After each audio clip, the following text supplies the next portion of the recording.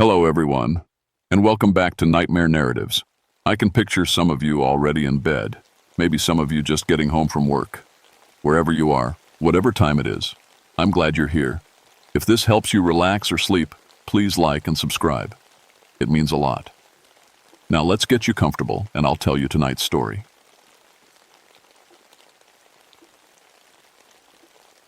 My name is Temperance Judith Ravencroft, and I've been a park ranger in the Great Smoky Mountains for 12 years now. People always ask about my first name. It's one of those old virtue names, like hope or faith. My grandmother picked it, said it meant knowing when to stop. I should have listened to her wisdom. I work the Tennessee side, mostly around Cataract Falls and the old homestead areas where families lived before the park was established. My job is cultural history and botanical surveys, fancy words for hiking around abandoned farms and writing down what plants still grow there. I have a PhD in anthropology, but I traded my desk for hiking boots in 1973. Best decision I ever made, or so I thought. The mountains hold secrets in every hollow and ridge. Families lived here for generations before the government bought them out in the 1932. Scots-Irish settlers, Cherokee who stayed after the removal, and later folks just trying to make a living from tough land. They all left traces, stone foundations, fruit trees gone wild, family graveyards hidden in the woods. What really fascinated me was the medicine. Mountain people knew plants like city folks know street signs. They had remedies for everything. Willow bark for pain, foxglove for the heart, ginseng for strength. The old women, they called them granny women, passed down healing knowledge through generations. Of course, some folks called it witchcraft instead of medicine, especially when times got hard and people needed someone to blame. I always treated the rootwork stories as folklore, academic curiosity, nothing more. Plants are plants, I told myself. Chemistry and botany, not magic. The old mountain saying, every plant has its purpose, and every purpose has its plant, seemed like primitive science to me. Simple people making sense of their world the best they could. That September morning in 1985 started like any other. Early mist hung in the valleys, and the air smelled of changing leaves and wild herbs. I was heading to document an abandoned homestead near Cataract Falls, one that hadn't been surveyed since the 1942. The trail wasn't marked, hadn't been used in decades. Only rangers with GPS units could find places like this anymore. My backpack held the usual gear: plant specimen containers, field microscope, soil testing kit, camera, and my grandmother's old botany guide. She'd been an herb woman herself, though she never called it that. Just someone who knew which plants helped and which ones hurt. The walk took 3 hours through thick woods. Rhododendron grew so dense I had to crawl through tunnels in some places. When I finally reached the homestead clearing, my breath caught. After 40 years of abandonment, most old places looked like the forest was swallowing them. This one was different. The cabin was gone, just a stone chimney and foundation left. But the garden was perfect. Too perfect. Rows of herbs grew in neat lines like someone had planted them yesterday. Foxglove, elderberry, bloodroot, wild ginseng, yarrow, boneset. Plants that should have been scattered or dead were thriving in organized patches. I checked my map twice. No mistake. This place had been empty since the 1942. No roads led here, no power lines, no water except the spring that fed into Cataract Creek.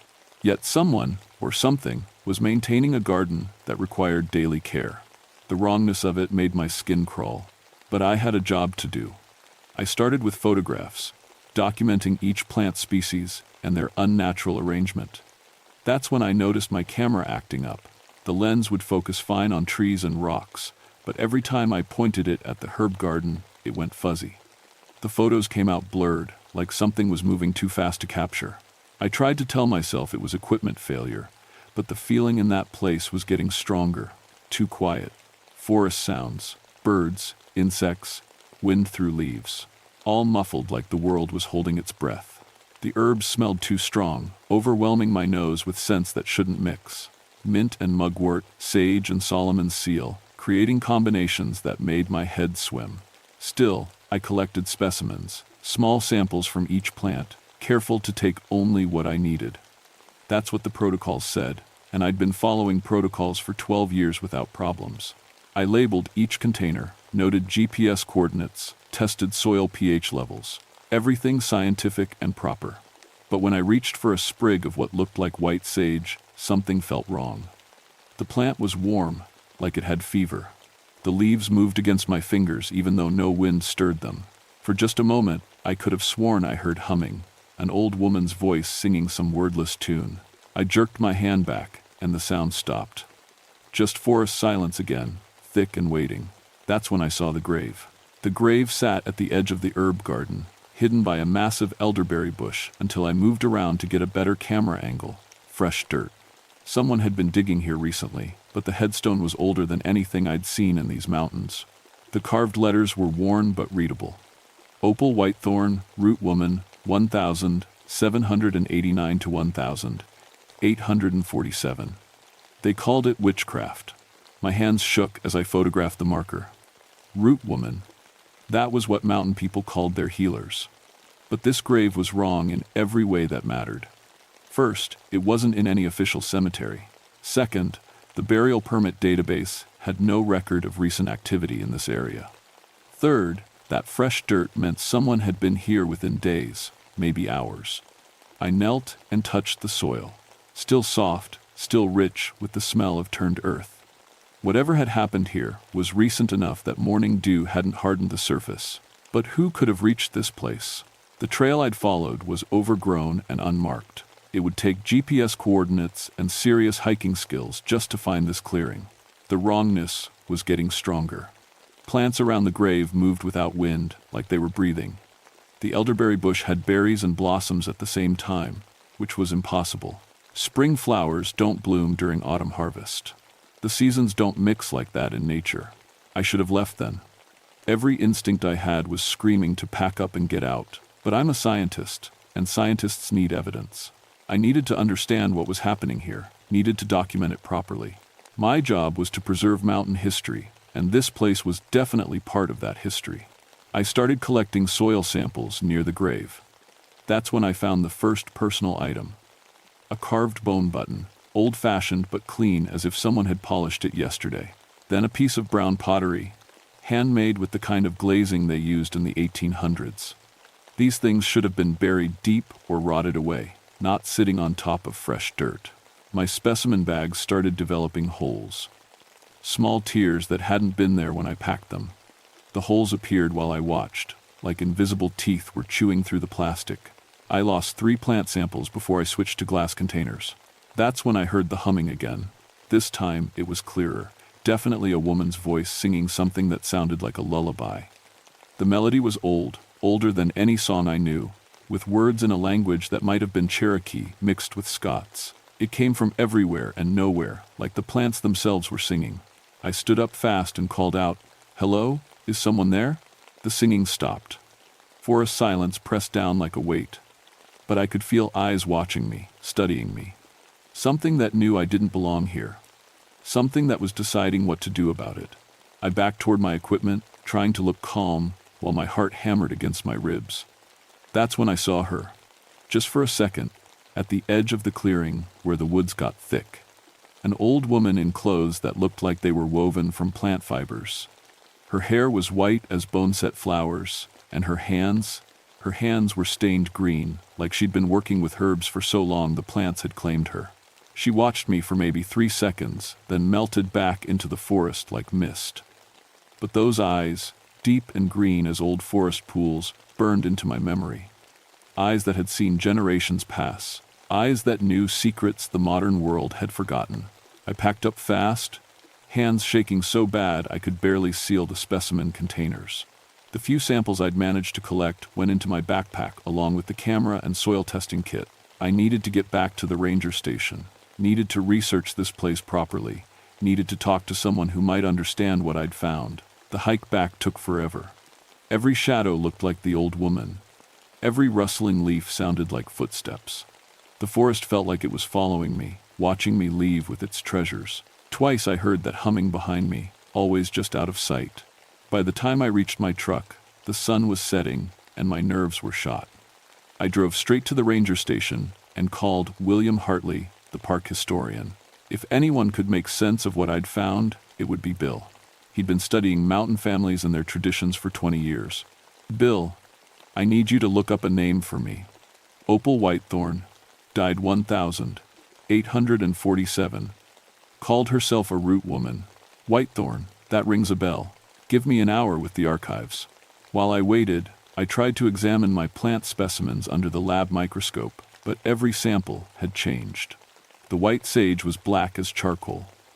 The elderberries had shriveled into tiny raisins, the bloodroot had turned the color of actual blood and was warm to the touch. Plants don't just change like that. Not in a few hours. Not ever. Bill called back with information that made my skin crawl. Found her in the Cherokee County records. Opal Whitethorn, tried for witchcraft in 1847 and executed. But here's the interesting part. She wasn't actually practicing witchcraft. She was a healer who worked with Cherokee medicine women during a smallpox epidemic. Saved dozens of children, both white and Cherokee. Some folks didn't like her crossing racial lines. What happened to her? Hanged for consorting with the devil. Case was built on testimony from families who lost children to the epidemic. They needed someone to blame, and a woman who worked with Indian medicine was an easy target. I stared at my ruined specimens. Bill, what do you know about her burial site? That's the strange part. She was supposed to be buried in the potter's field, but the body disappeared from the jail before the execution. Some say her Cherokee friends took it for proper burial. Others claim she used root magic to escape the hanging. Mountain folklore's full of stories about her ghost still gathering herbs in the old places. After Bill hung up, I sat alone in the lab trying to make sense of what I'd found. An executed healer's grave in the middle of nowhere. A perfect herb garden with no caretaker. Plants that changed after being collected. And an old woman who might or might not exist. The rational part of my mind said there had to be logical explanations. Maybe some old-timer was secretly maintaining the garden. Maybe my specimens had been contaminated by something I'd missed. Maybe stress and isolation had made me see things that weren't there. But the burned specimens on my lab table said otherwise. And deep down, I knew I'd disturbed something that should have been left alone. I couldn't stop thinking about that place. For 3 days, I tried to focus on other work, routine surveys, paperwork, anything to keep my mind busy. But the herb garden haunted me. Every time I closed my eyes, I saw those perfect rows of plants and felt those green eyes watching from the woods. The specimens I'd collected were getting worse. The blackened sage had started growing, actually growing, in its sealed container. Tiny root tendrils pressed against the glass like fingers trying to get out. The bloodroot had begun to smell like iron and earth, so strong I had to move it to the storage shed. Bill called Thursday morning with more bad news. I've been digging deeper into the Whitethorn case. Turns out 3 people involved in her trial died within a month of the execution. Natural causes, they said, but all of them got sick after eating wild plants. Plants they'd been eating safely for years. What kind of plants? Pokeweed, mostly. Some wild onions, few others. Normal mountain food, but somehow it turned toxic. Like the plants themselves were angry. I knew I had to go back. Not just curiosity anymore. Something was pulling me there, like invisible strings attached to my chest. I tried to tell myself it was scientific interest, but the truth was simpler and scarier. The root woman wanted me to return. This time I brought backup. Bill agreed to come with me, partly for research and partly because he was worried about me going alone. "You've been acting strange since that first trip," he said. "Like something's got hold of you." He wasn't wrong. I'd been having dreams about the herb garden, dreams where I walked the rows of plants and understood their purposes without thinking. Dreams where an old woman with green-stained hands taught me which roots healed and which ones killed. Dreams that felt more like memories. We started early Friday morning, following the same overgrown trail. Bill brought his own camera and a voice recorder for oral history work. I carried fresh specimen containers and a soil analysis kit, plus samples of the plants that had changed in my lab. The forest felt different this time, more alive, more aware. Birds followed us through the trees, calling to each other in patterns that sounded almost like language. Squirrels ran ahead of us down the trail, like they were announcing our arrival. The very air seemed thicker, charged with energy that made my skin tingle. "You feel that?" Bill asked about halfway to the clearing. "Feel what? Like we're being watched? Studied?" I'd felt it since we left the truck, but hearing Bill say it made it worse. If a skeptical historian was picking up on the wrongness here, then it wasn't just my imagination. The herb garden looked exactly the same. Perfect rows, impossible seasonal mixing, plants too healthy for a wild place. But this time, there were signs of recent activity. A wooden bowl sat beside the spring, carved from single piece of hickory. Fresh herbs lay scattered around the grave. Offerings, maybe, or ingredients, for something I didn't want to think about. Bill started photographing the headstone while I knelt beside the spring. The water was crystal clear and cold as mountain ice. It should have tasted like any spring water, clean and mineral-rich. Instead, it tasted like herbs, bitter and complex, like drinking a handful of different medicines at once. Temperance, you need to see this. Bill was standing over the grave, pointing at the fresh dirt. Something was growing there, pushing up through the soil like fast-forwarded film. Green shoots that hadn't been there minutes ago, reaching toward the afternoon sun. As we watched, the shoots became stems, then leaves, then flowering tops. In less than 10 minutes, a full patch of herbs had sprouted from Opal Whitethorn's grave. Plants I recognized: blood-red trillium, wild ginseng, ghostly white baneberry. Plants that shouldn't grow together, shouldn't bloom in autumn, shouldn't grow that fast under any conditions. "This isn't possible," Bill whispered. That's when the humming started. This time it was louder, clearer, definitely coming from the elderberry bush beside the grave. The melody was the same lullaby I'd heard before, but now I could make out some words. Cherokee syllables mixed with mountain dialect, singing about plants and healing and the debt owed to the dead. Bill grabbed my arm. "We need to leave, now." But I couldn't move. The song was pulling at something deep in my chest, some knowledge I'd inherited from my grandmother without knowing it. The words meant something, told a story about a woman who'd given her life to save children and been murdered for it. A woman whose healing knowledge had died with her, lost to fear and ignorance. The elderberry bush rustled, and she stepped out. Opal Whitethorn looked exactly like I'd seen her before. Ancient but strong, dressed in clothes that seemed woven from the forest itself. Her white hair was braided with herbs and small bones. Her hands were stained green to the wrists, and her eyes held the deep wisdom of someone who'd spent a lifetime learning which plants heal and which ones kill. Bill made a choking sound and stumbled backward. The old woman looked at him for a long moment, then turned her attention to me. When she spoke, her voice was like wind through dry leaves. "You took my medicines, child, took them without asking, without understanding. Now you carry debt that must be paid." "I'm sorry," I managed. "I didn't know." "Course you didn't know. Nobody knows anymore. All the old learning died with the old women, and the new world calls it superstition." She moved closer, and I smelled earth and growing things, life and death mixed together. "But you have the gift sleeping in your blood. I can smell it on you." "What gift?" "Plant knowledge, healing hands. Your grandmother had it, passed it down even though she never spoke of it. You could learn, if you're willing." Bill was backing toward the trail, camera forgotten, face white with terror. "Temperance, come on." But I couldn't leave. Not yet. Something about the old woman's presence felt right, like coming home to a place I'd never seen before. "What do you want from me?" "Justice," Opal said. "And preservation. My knowledge dies with me unless someone learns it proper. All the healing I could teach, all the good I could do through another's hands. Will you learn, child? Will you carry the debt forward?" Before I could answer, Bill screamed. He was standing at the edge of the clearing, but something was wrong with his face. His skin was turning gray, and his lips were swelling. He clawed at his throat, making awful choking sounds. "What did you do to him?" I demanded. Opal looked sad but not surprised. "Nothing, child. He did it to himself. Picked berries from my elderberry while you were listening. Sweet berries, harmless most times. But not when they're grown with anger and tended with sorrow. Help him. Could be done. Will you learn? Will you carry my knowledge forward and use it proper?" Bill collapsed, still clawing at his throat.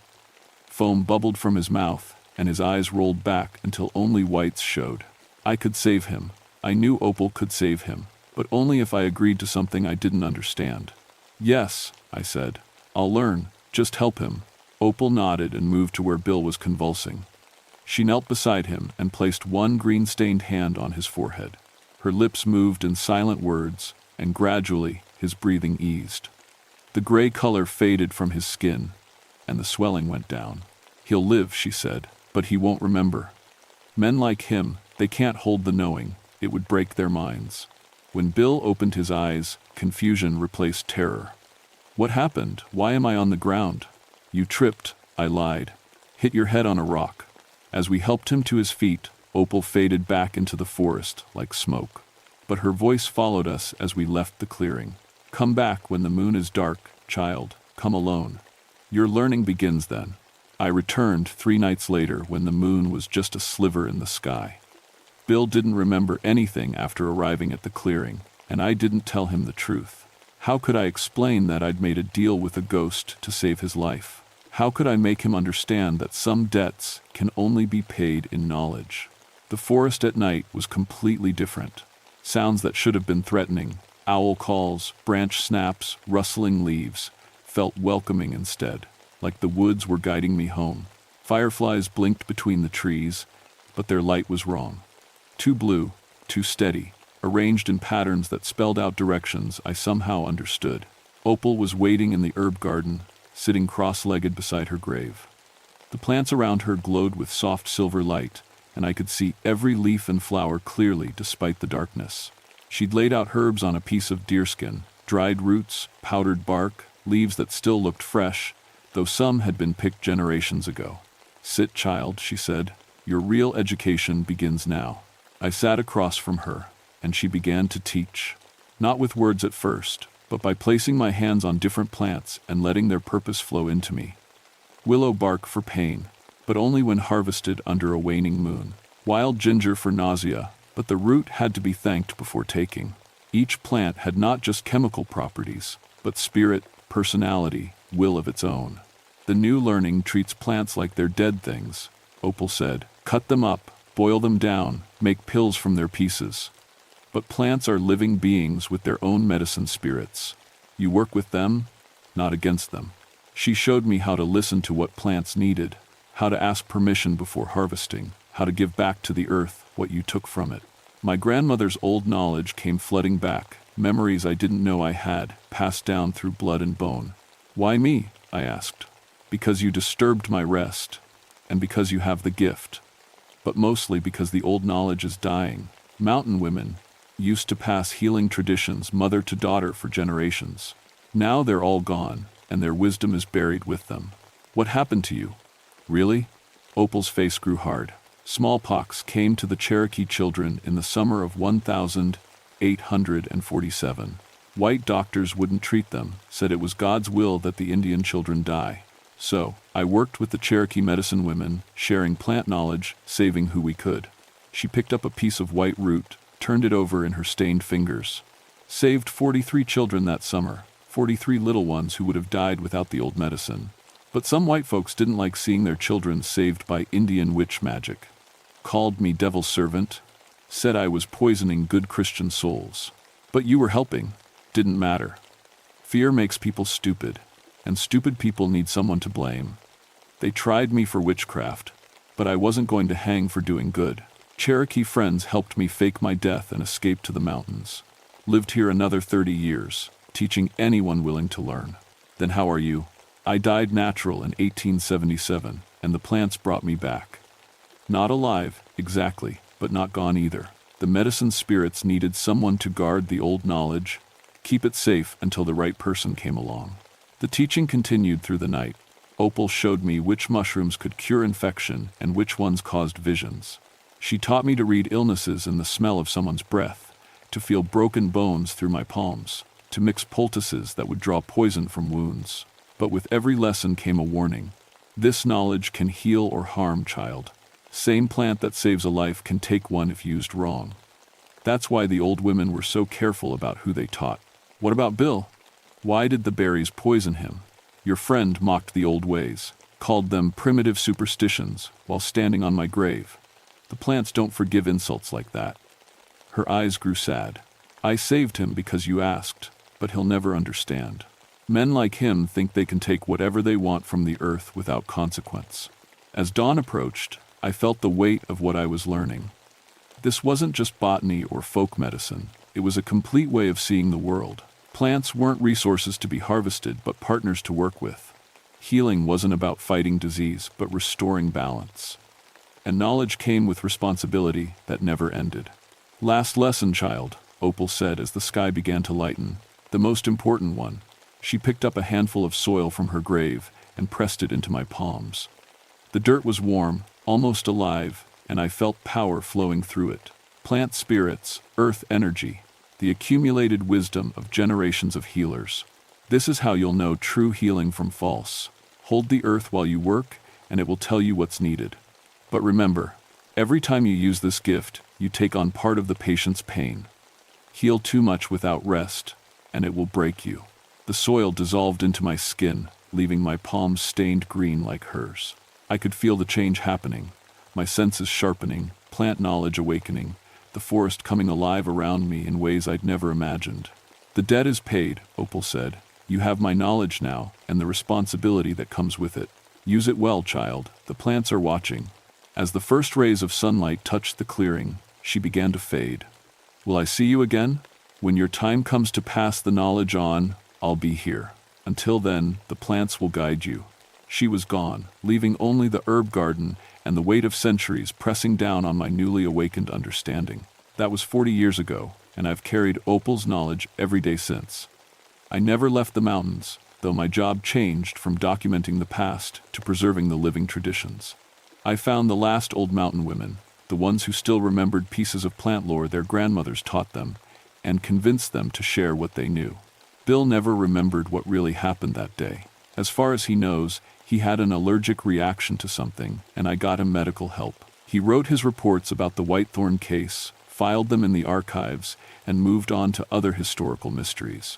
Sometimes I think that's a mercy. Some knowledge is too heavy for minds that aren't ready to carry it. I built a cabin near the old clearing, close enough to tend Opal's garden, but far enough away to respect her rest.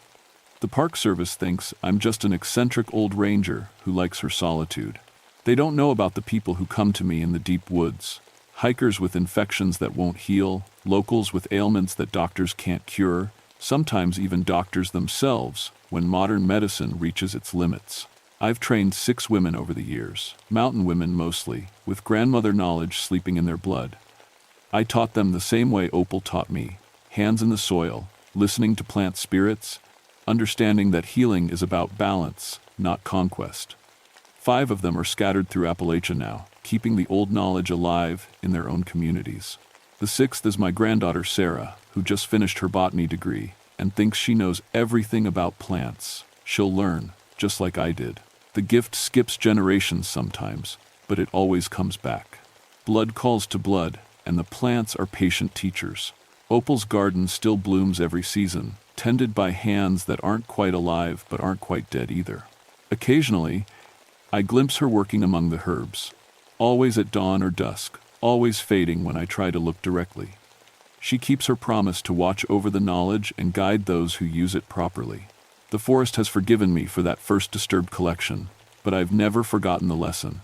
Everything has a price, and some debts can only be paid in service to others. I've spent 4 decades carrying that debt forward, healing when I can, teaching when I should, always remembering that knowledge without wisdom is just another way to cause harm. Sometimes young researchers come through these mountains, armed with degrees and equipment, looking to document folk medicine practices for their studies. They remind me of myself at 34, so certain that science could explain everything. I don't try to convince them otherwise. Like Opal said, some people aren't ready for the real knowledge. They have to disturb the right grave first, make their own deal with the spirits that guard the old ways. But I watch them, and I wait, because the plants are always watching too, deciding who might be worthy of their secrets. And when the right person comes along, someone with plant gift in their blood and respect in their heart, the earth will call them home just like it called me. The root woman's curse wasn't a curse at all, I learned. It was an invitation. A chance to become part of something older and deeper than the modern world understands. A chance to carry forward the healing traditions that connected generations of mountain women to the living spirit of the land itself. My time is growing short now. These old bones feel winter coming early this year, and the plants whisper that my granddaughter will soon be ready for her first real lesson. When the time comes, I'll take her to the clearing where Opal waits. I'll watch her place her hands in the earth and feel the gift awakening. I'll see the understanding dawn in her eyes when she realizes that some knowledge can only be learned on your knees in the dirt, listening to teachers who died before you were born. And maybe, if I've carried the debt well enough, I'll earn my own rest beside the herb garden. Maybe I'll join the watchers who guard the old knowledge, waiting for the next disturbed soul who needs to learn that the earth remembers everything, forgives little, but rewards those willing to serve the greater healing with wisdom that spans generations. The mountains keep their secrets well, but they share them with those who prove themselves worthy. All you have to do is listen to what the plants are trying to tell you, and be ready to pay whatever price the earth demands for its ancient gifts. Some debts are worth carrying for a lifetime. Some teachers never really leave, as long as someone remembers their lessons. And some gardens bloom eternal, tended by hands that understand the true meaning of root work. Not magic, but medicine. Not witchcraft, but wisdom. Not death, but transformation into something that serves the living long after the body returns to earth. The root woman's garden still grows, and always will.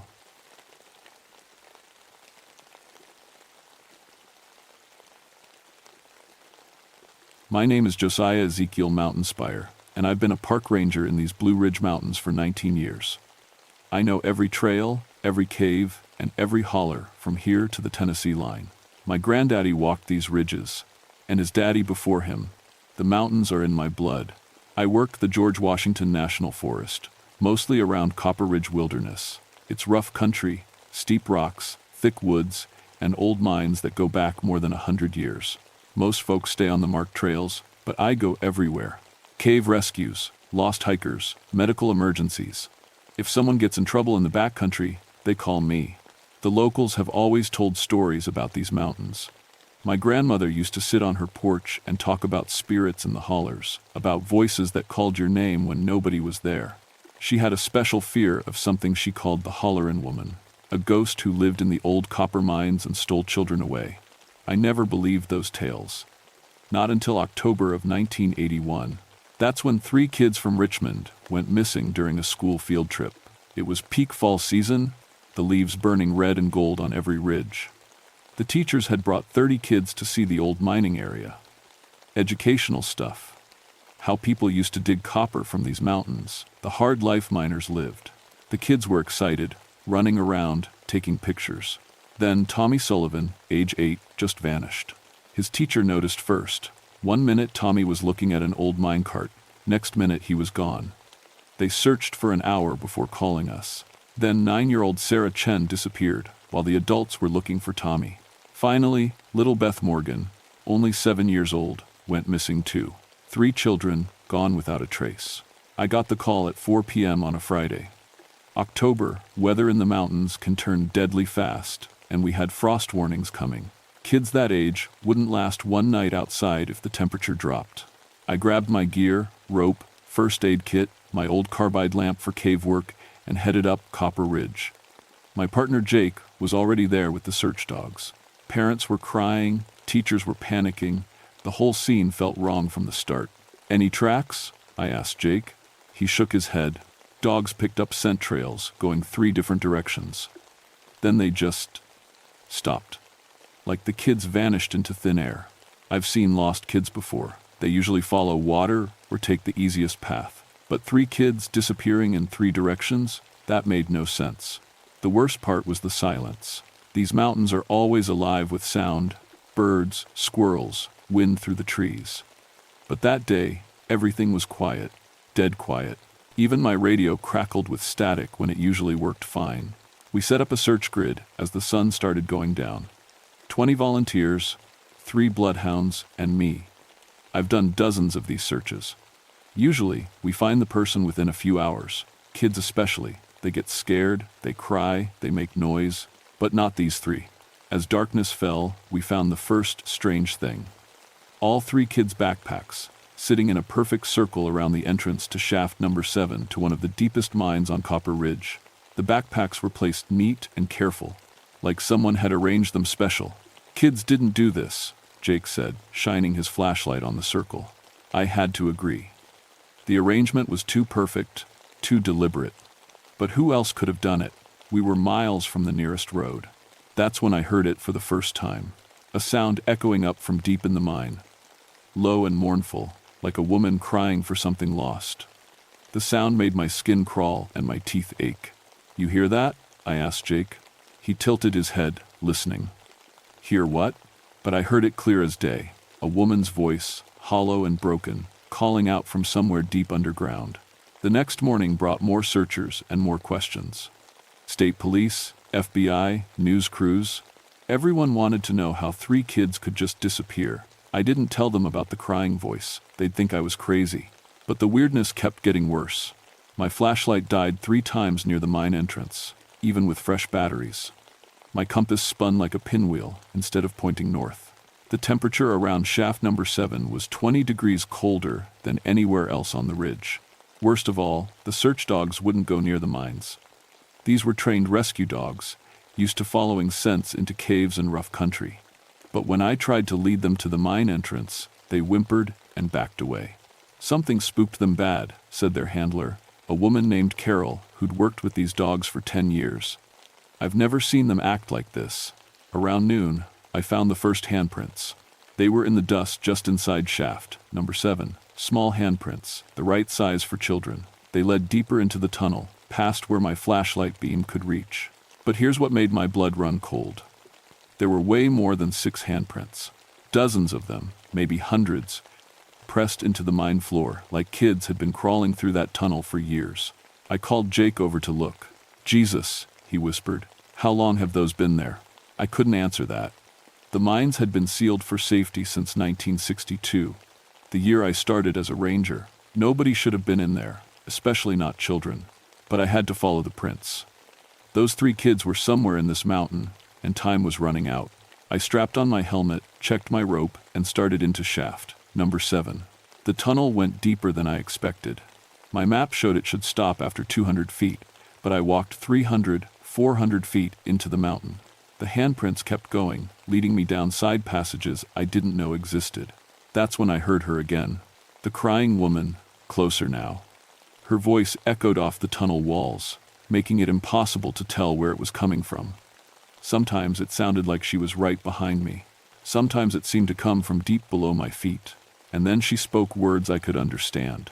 "My children," the voice whispered. "Where are my children?" I stopped walking.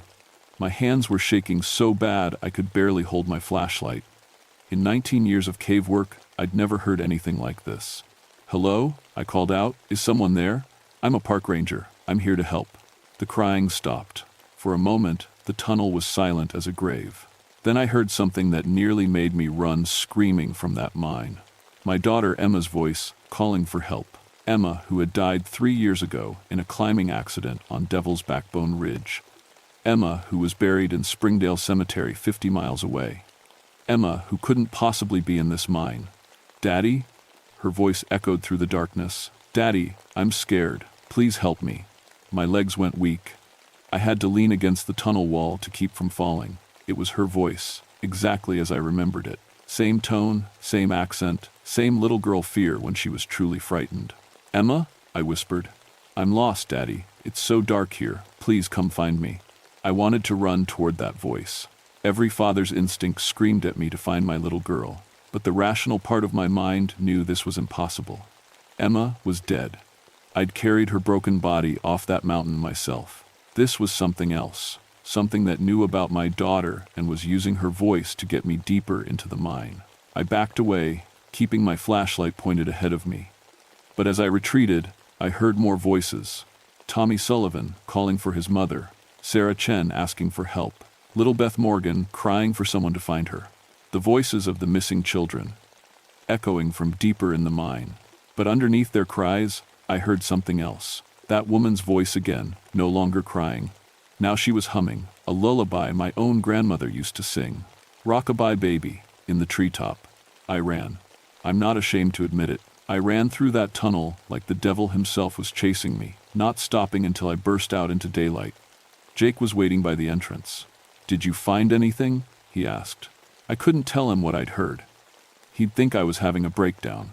Instead, I showed him the handprints, and told him about the deeper tunnels. "We need to get a team together," I said. "Those kids are somewhere in this mountain." But that night, Jake volunteered to explore the mine system himself. He was younger than me, a better climber. He thought he could find passages I might have missed. I should have stopped him. I should have told him about the voices, about the feeling of wrongness that filled those tunnels. But I was afraid he wouldn't believe me. Jake went into shaft number 7 at sunset. He never came out. We found Jake the next morning, but he wasn't the same man who'd gone into that mine.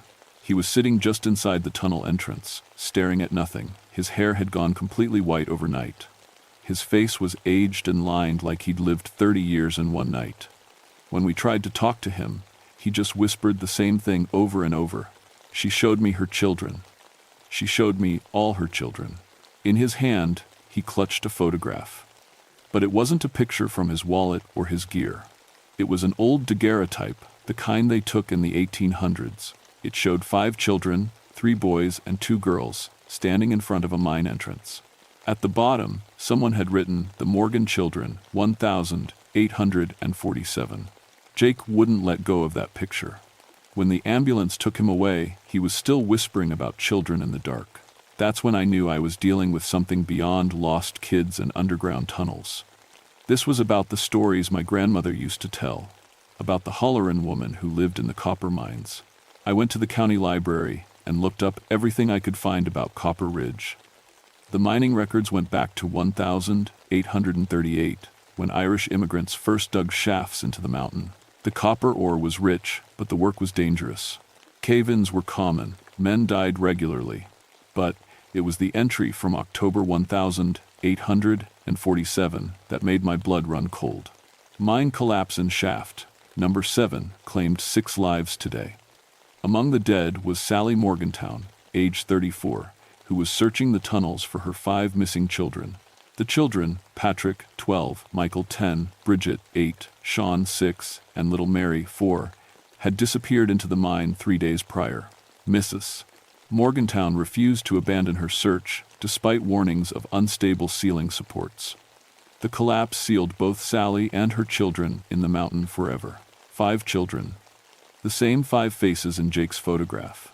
Sally Morgantown, the hollerin woman of my grandmother's stories. She'd been searching for her lost children when the mine collapsed, and she'd been searching ever since. But now I understood something worse. She wasn't just searching anymore, she was collecting. Every time children went missing near Copper Ridge, it was Sally adding to her underground family. I had to get those 3 kids out of the mountain before she claimed them permanently. That night, I went back to shaft number 7 alone. I brought every piece of cave gear I owned, rope, extra lights, emergency food, even dynamite charges, in case I needed to blast through collapsed passages. The mine felt different this time. The air was thick and heavy, like breathing soup. My lights kept dimming for no reason, and everywhere I looked, I saw more handprints in the dust. Small prints, like children crawling through the darkness. I followed the prints deeper than I'd ever gone before. The main tunnel branched into smaller passages, and those branched again. Soon, I was in parts of the mine that weren't on any map. The ceiling was low, forcing me to crawl. The walls pressed in close on both sides. That's when I heard them, the children, somewhere ahead of me in the darkness. "Tommy?" I called out. "Sarah? Beth? This is Ranger Mountain Spire. I'm here to take you home. Help us," came Tommy's voice, weak and scared. "We can't find the way out." I crawled faster, following the sound. My rope was running out behind me, marking my path back to the entrance. The children's voices got clearer, closer, but something was wrong. Their voices were coming from different directions now. Tommy seemed to be ahead of me, Sarah to my left, Beth somewhere above me in a passage I couldn't see. How could they be separated in these narrow tunnels? Then I realized the horrible truth. The voices were moving, circling me, getting closer from all sides. "Tommy, is that really you?" The voice that answered wasn't Tommy's anymore. It was older, rougher. A voice that might have belonged to an Irish boy who died in these mines 130 years ago. "Come play with us, mister. Come play in the dark." That's when I saw her. Sally Morgantown stepped out of solid rock like it was made of water. 7 feet tall and thin as a rail, wearing a tattered dress that might have been blue once upon a time. Her hair hung in matted strings around a face that was more skull than flesh. Where her eyes should have been, there were just dark holes filled with glittering copper ore. "You've come for the children," she said, and her voice was like rocks grinding together. "But they're my children now. They'll never be hungry again. Never be cold, never grow old and die." Behind her came the others, dozens of children from different times, different decades. Some wore clothes from the 1800s, others from the 1920 seconds. The 1950 seconds. All of them had that same empty look in their eyes, like they'd forgotten who they used to be. And there, among Sally's collected children, I saw Tommy Sullivan, Sarah Chen, and Beth Morgan. They looked peaceful, happy even. But their eyes were as empty as all the rest. "Let them go," I said, trying to keep my voice steady. "They have families who love them, parents who are worried sick." Sally's copper-filled eye sockets turned toward me. As I loved my children, as I worried when they were lost in the dark, but no one came for them. No one came for me. She was right, and I knew it. Back in 1847, 5 children had disappeared into this mountain, and their mother had died trying to find them. The mining company had sealed the entrance and moved on. Nobody had come to rescue Sally Morgantown's family. "I'm sorry," I said, and I meant it. "I'm sorry no one came for you. I'm sorry you lost your children." For a moment, Sally's terrible face softened. Patrick was my eldest, so smart, always reading books. Michael loved to sing. Bridget could make anyone laugh. Sean was my brave boy, always protecting his little sister. And Mary. Her voice broke on the name. Mary was only 4. She was afraid of the dark. I couldn't let her stay afraid. I understood now. Sally hadn't been stealing children out of cruelty. She'd been trying to save them from the fear and loneliness she'd felt when her own children died. But that didn't mean I could let her keep Tommy, Sarah, and Beth. "Your children aren't lost anymore," I said carefully. "You found them. You've been together all these years. But these 3," I pointed to the Richmond kids. "Their parents are still alive, still searching, still afraid." Sally considered this. Around us, the dozens of collected children watched with their empty eyes. "You would take them from me? I would reunite them with their families. The same thing you tried to do in 1847. Sally Morgantown stared at me for a long time. Then, slowly, she nodded. "But first," she said, "you must remember." "Remember what?" I asked. "Their names," Sally whispered. "My children's names. For 134 years, no one has spoken their names. No one has remembered they existed." I thought about the library records, about Jake's photograph.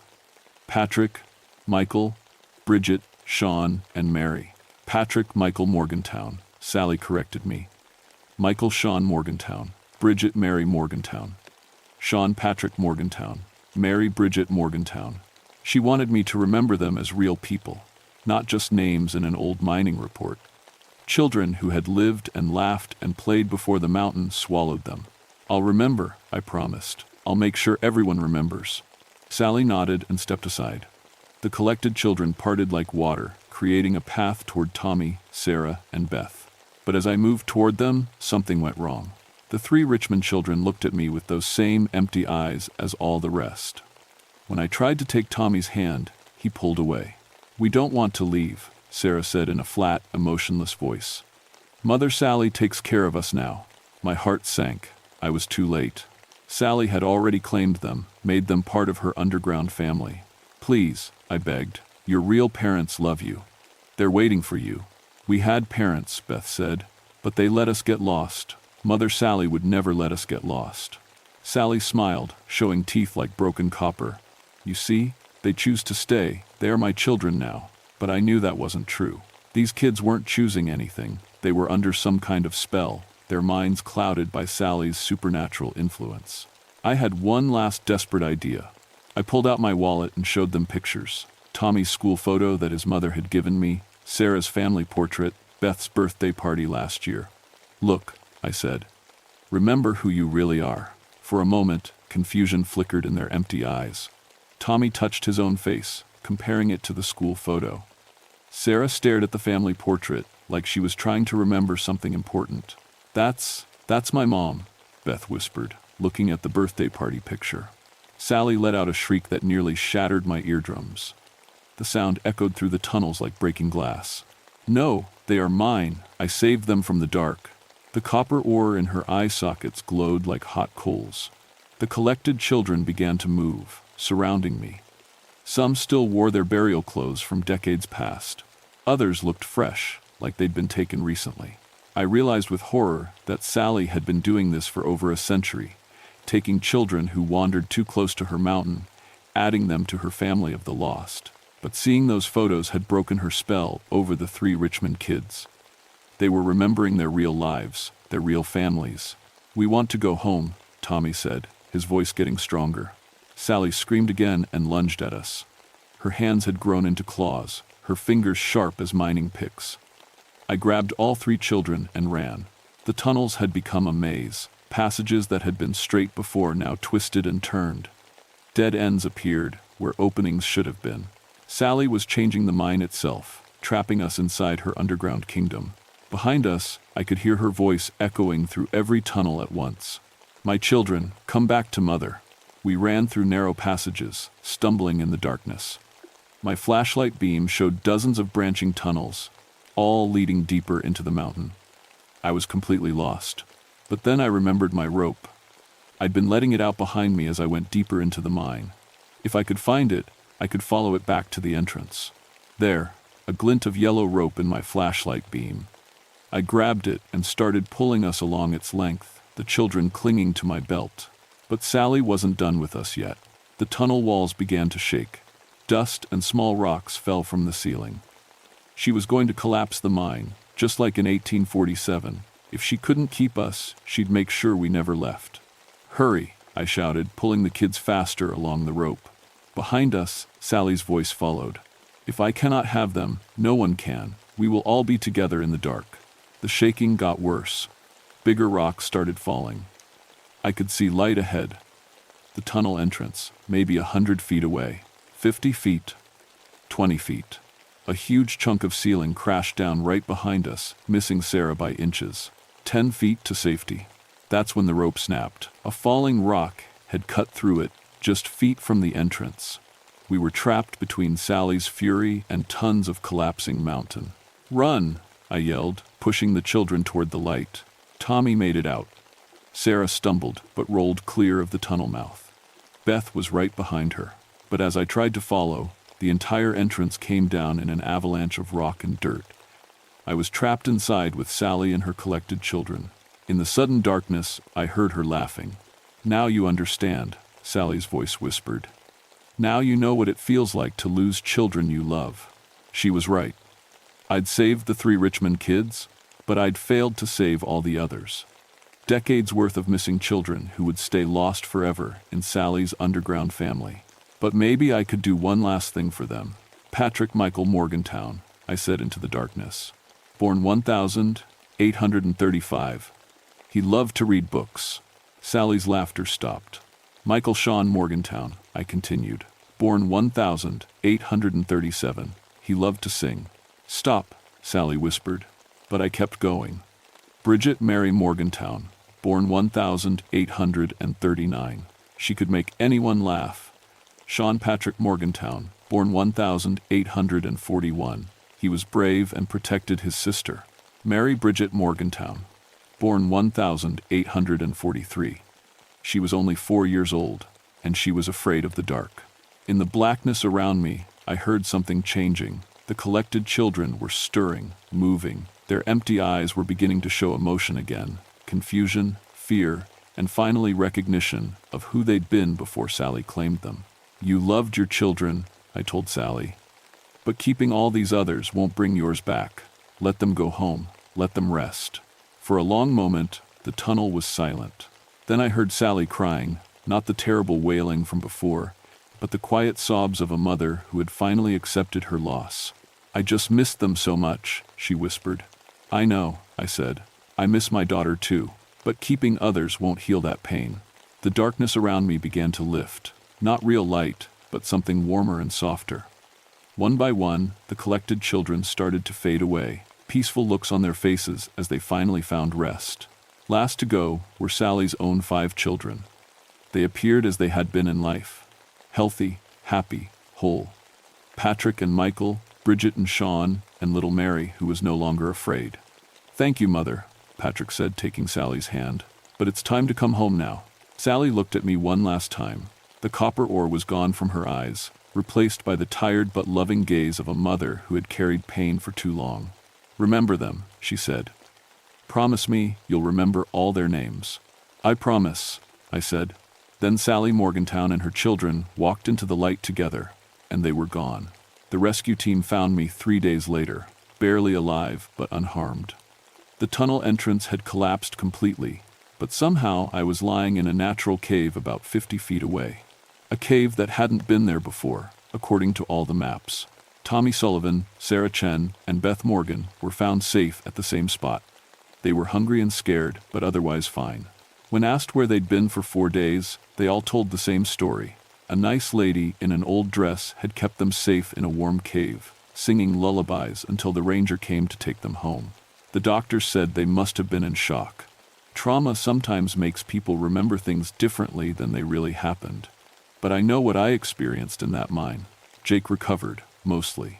His hair stayed white, and he never talked much about what he'd seen in the tunnels. But sometimes he'd look at old photographs and nod, like he was recognizing faces from long ago. He retired early and moved to Florida.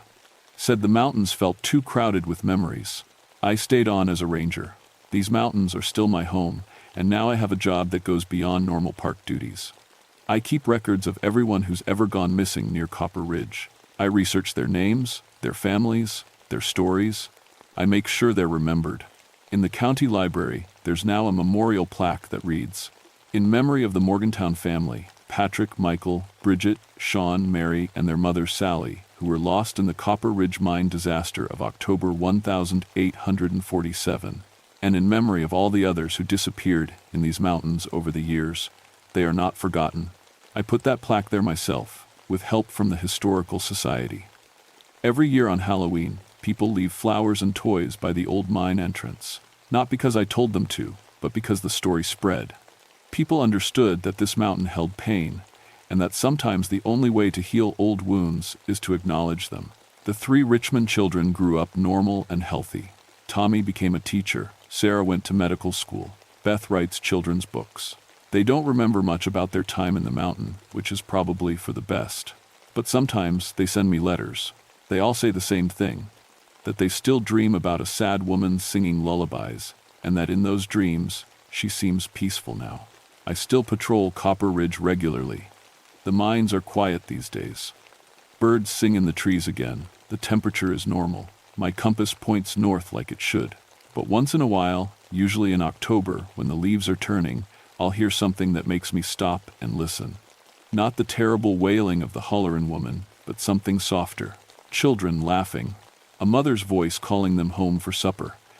Happy sounds, the kind that should echo through these mountains. The sounds of a family finally at peace. And I smile because I kept my promise. I remembered their names, asterisk.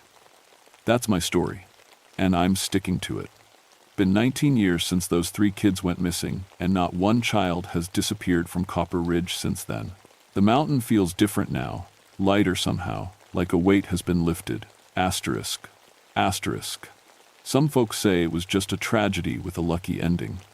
Lost kids, unstable tunnels, coincidence, and imagination filling in the gaps. Maybe they're right. Asterisk, asterisk. But I know what I experienced down there. I know what I saw, and I know that sometimes the dead just need someone to remember their names. Asterisk, asterisk. If you ever find yourself hiking near Copper Ridge, take a moment to read that memorial plaque. Say the names out loud. Patrick, Michael, Bridget, Sean, and Mary Morgantown. Let them know they haven't been forgotten. Asterisk, asterisk. Because in these old mountains, being remembered might be the most important thing of all.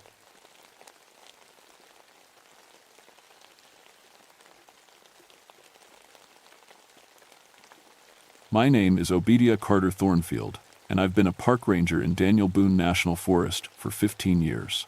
That's 15 years of dealing with illegal campers, lost hikers, and the occasional moonshine operation hidden back in these Kentucky hollers. I thought I'd seen everything these mountains could throw at me. I was wrong. Growing up in a coal mining family, I learned early that the mountains keep their secrets. My daddy worked the mines until black lung took him, and I swore I'd find a different way to make a living in these hills. The Marines taught me discipline, and when I came back home in 1967, the Park Service seemed like a perfect fit. I knew these woods like the back of my hand, could climb the sandstone cliffs better than most, and had enough experience with mountain folk to handle the occasional bootlegger with respect. But I never believed the old stories. Every holler has its tales: spirits in the mist, devils making deals, Cherokee fire spirits dancing in the gorges. I figured they were just stories to keep folks away from dangerous places or illegal operations. August 1982 was the worst drought I'd ever seen. The creek beds were showing white stone for the first time in memory, and the Forest Service had us all on high alert for fires. Every day, I'd patrol the Red River Gorge area, checking for illegal campfires or signs of trouble. The heat made everything brittle and mean. That's when the reports started coming in. Hikers were seeing strange blue lights deep in Panther Creek Gorge, a place so remote you needed climbing gear just to get down into it. The gorge was a natural fortress of 200-foot sandstone walls, carved out over millions of years into a maze of arches, caves, and hidden springs. During Prohibition, it had been perfect country for moonshiners. Too hard to reach for most law enforcement, plenty of fresh water, and natural shelters for equipment. But the drought had folks spooked. Blue flames dancing in the distance, they said. The smell of corn mash and sulfur carried on the wind. Old-timers in town started talking about the devil's still again, a story I'd heard all my life but never paid much mind to. According to the tale, sometime in the 1922, a moonshiner named Jeremiah Panther had found the perfect spot in the gorge. He'd made some kind of deal to create the finest white lightning anyone had ever tasted. But the devil always collects his due, and Jeremiah's operation had ended in fire and death. Pure mountain nonsense, I figured. But when 3 different groups of rock climbers reported the same blue flames and alcohol smell over 2 weeks, I knew I had to investigate. The morning I decided to check it out, the temperature was already pushing 90 degrees at sunrise. I packed my standard gear: rope, climbing harness, first aid kit, radio, and my federal citation book. If there was an illegal operation down there, I'd handle it by the book. I also brought my alcohol testing kit and camera. Strange lights usually meant illegal activity of some kind. The hike to the gorge rim took me through dying forest. Leaves were already turning brown in August, and the usual sounds of wildlife were eerily quiet. Even the insects seemed to be holding their breath. When I reached the edge and looked down into Panther Creek Gorge, the silence felt thick as mountain fog. The descent was tricky, even with proper equipment. Hand over hand down a 150-foot cliff face, finding purchase in cracks and ledges worn smooth by centuries of weather. Halfway down, I caught the first whiff of it. A sweet, sick smell like fermentation, but stronger than anything natural. My feet hit the gorge floor just as the sun cleared the eastern rim, sending long shadows across the narrow space. The creek was barely a trickle, exposing stones that probably hadn't seen daylight in decades. But the smell was stronger now, mixed with something else that made my nose wrinkle: sulfur. I followed the creek bed deeper into the gorge, my boots crunching on dried leaves and exposed gravel. The walls closed in tighter, creating a natural tunnel of stone. That's when I saw the first sign that something wasn't right. Perfect circles of dead vegetation dotted the gorge floor. Not drought damage. These plants looked burned, withered in precise rings about 6 feet across. In the center of each circle, the stone was stained black. I knelt next to one of the circles and touched the blackened rock. It was warm, even though the sun hadn't reached this part of the gorge yet. My metal detector started clicking frantically when I waved it over the area, but there was nothing buried there that I could see. That's when I heard it for the first time. A low bubbling sound, like water boiling in a pot. But there was no fire, no equipment, and definitely no water deep enough to boil. I followed the sound deeper into the gorge, past natural arches, and around bends that seemed to twist back on themselves. The walls were so high and close together that the sky was just a thin blue line overhead. With each step, the smell of alcohol got stronger, and the bubbling sound grew louder. Then I saw the copper. It was just a glint at first, catching sunlight that filtered down through a crack in the gorge wall. But as I got closer, I could see it clearly. A copper pipe emerging from a natural cave in the rock face. The pipe was old, green with age, but it was definitely part of a still operation. The problem was, it should have been impossible. I'd seen plenty of illegal stills in my 15 years as a ranger. Mountain folk had been making moonshine since before there were laws against it, and some of them were pretty clever about hiding their operations. But this setup didn't make sense. For one thing, the pipe was too old. The copper had the kind of patina that takes decades to develop, but it was arranged like someone had just been working on it. Fresh wood was stacked nearby, oak, perfect for smoking the mash. The smell of fermentation was so strong it made my eyes water, but there was no still visible, no mash barrels, no fire source. I pulled out my camera and started taking pictures. If this was an active operation, I needed evidence. But when I looked through the viewfinder, something was wrong with the images. Blue spots appeared on every shot, dancing lights that weren't visible to my naked eye. The bubbling sound was louder now, definitely coming from inside the cave. I turned on my flashlight and stepped closer to the opening. The beam cut through darkness that seemed thicker than it should be, and the air coming out of the cave was warm and humid despite the drought. That's when I saw the first impossible thing.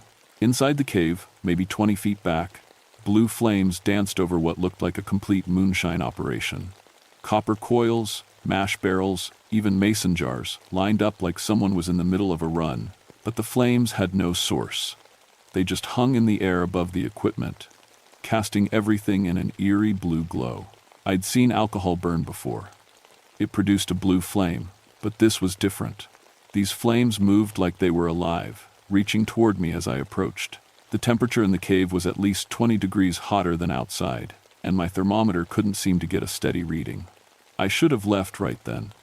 Every instinct I'd developed in the Marines and 15 years of ranger work was screaming at me to get out of that cave and radio for backup. But I'd never seen anything like this, and my curiosity got the better of me. I stepped inside. The first thing that hit me was the smell. Not just alcohol and sulfur now, but something else, something rotten and sweet, like meat left too long in the sun. The blue flames flickered higher as I moved deeper into the cave, and I could hear liquid dripping somewhere in the darkness beyond my flashlight beam.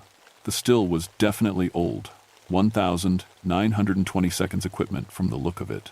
But everything was arranged like someone had just been using it. Fresh mash in the barrels, still warm, clean mason jars waiting to be filled. Even an old leather logbook sitting open on a natural stone shelf. I flipped through the logbook pages with my flashlight. The entries were in faded brown ink, dates going back to 1923. Jeremiah Panther's name appeared on every page, along with detailed notes about mash bills, proof levels, and something called the agreement. The last entry was dated October 13, 1924.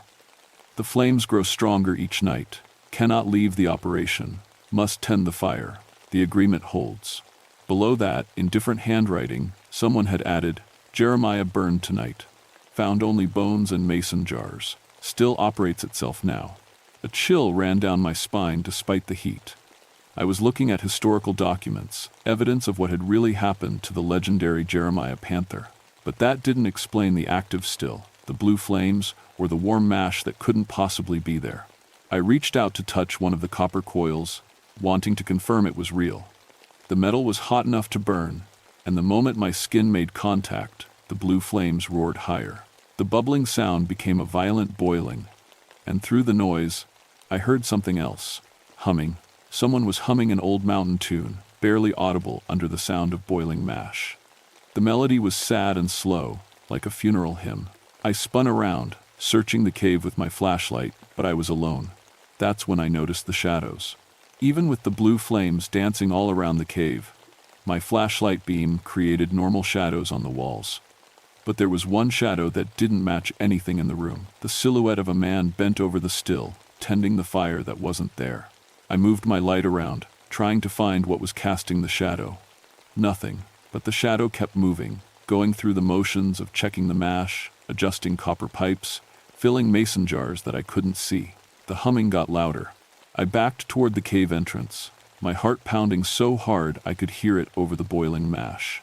This wasn't just an illegal operation. This was something impossible, something that shouldn't exist. That's when I heard footsteps behind me. I spun around and saw him for the first time. Just a glimpse in my flashlight beam before he melted back into the shadows, but it was enough. Burned flesh, skeletal hands, eyes like blue flames, and overalls that looked like they'd been fused to charred skin. He was real, he was there, and he was still tending his still after nearly 60 years. I ran. I scrambled out of that cave faster than I'd ever moved in my life, stumbling over rocks and crashing into the gorge walls in my panic to get away. Behind me, I could hear the boiling getting louder, the humming turning into something that might have been laughter. I didn't stop running until I reached my climbing rope.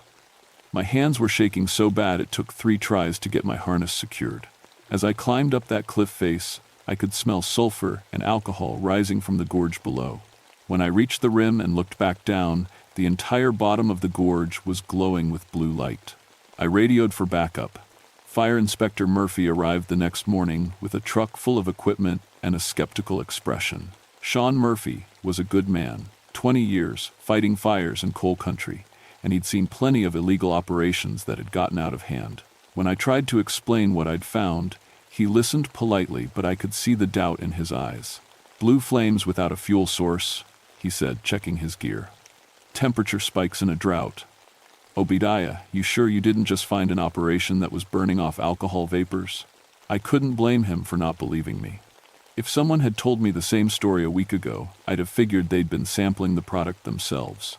But I'd taken pictures, recorded temperatures, even brought back a mason jar full of creek water that tested positive for alcohol. The water tested at 60 proof, Murphy, I said as we hiked toward the gorge. Creek water doesn't naturally run 30% alcohol. Maybe someone's dumping mash upstream, he suggested.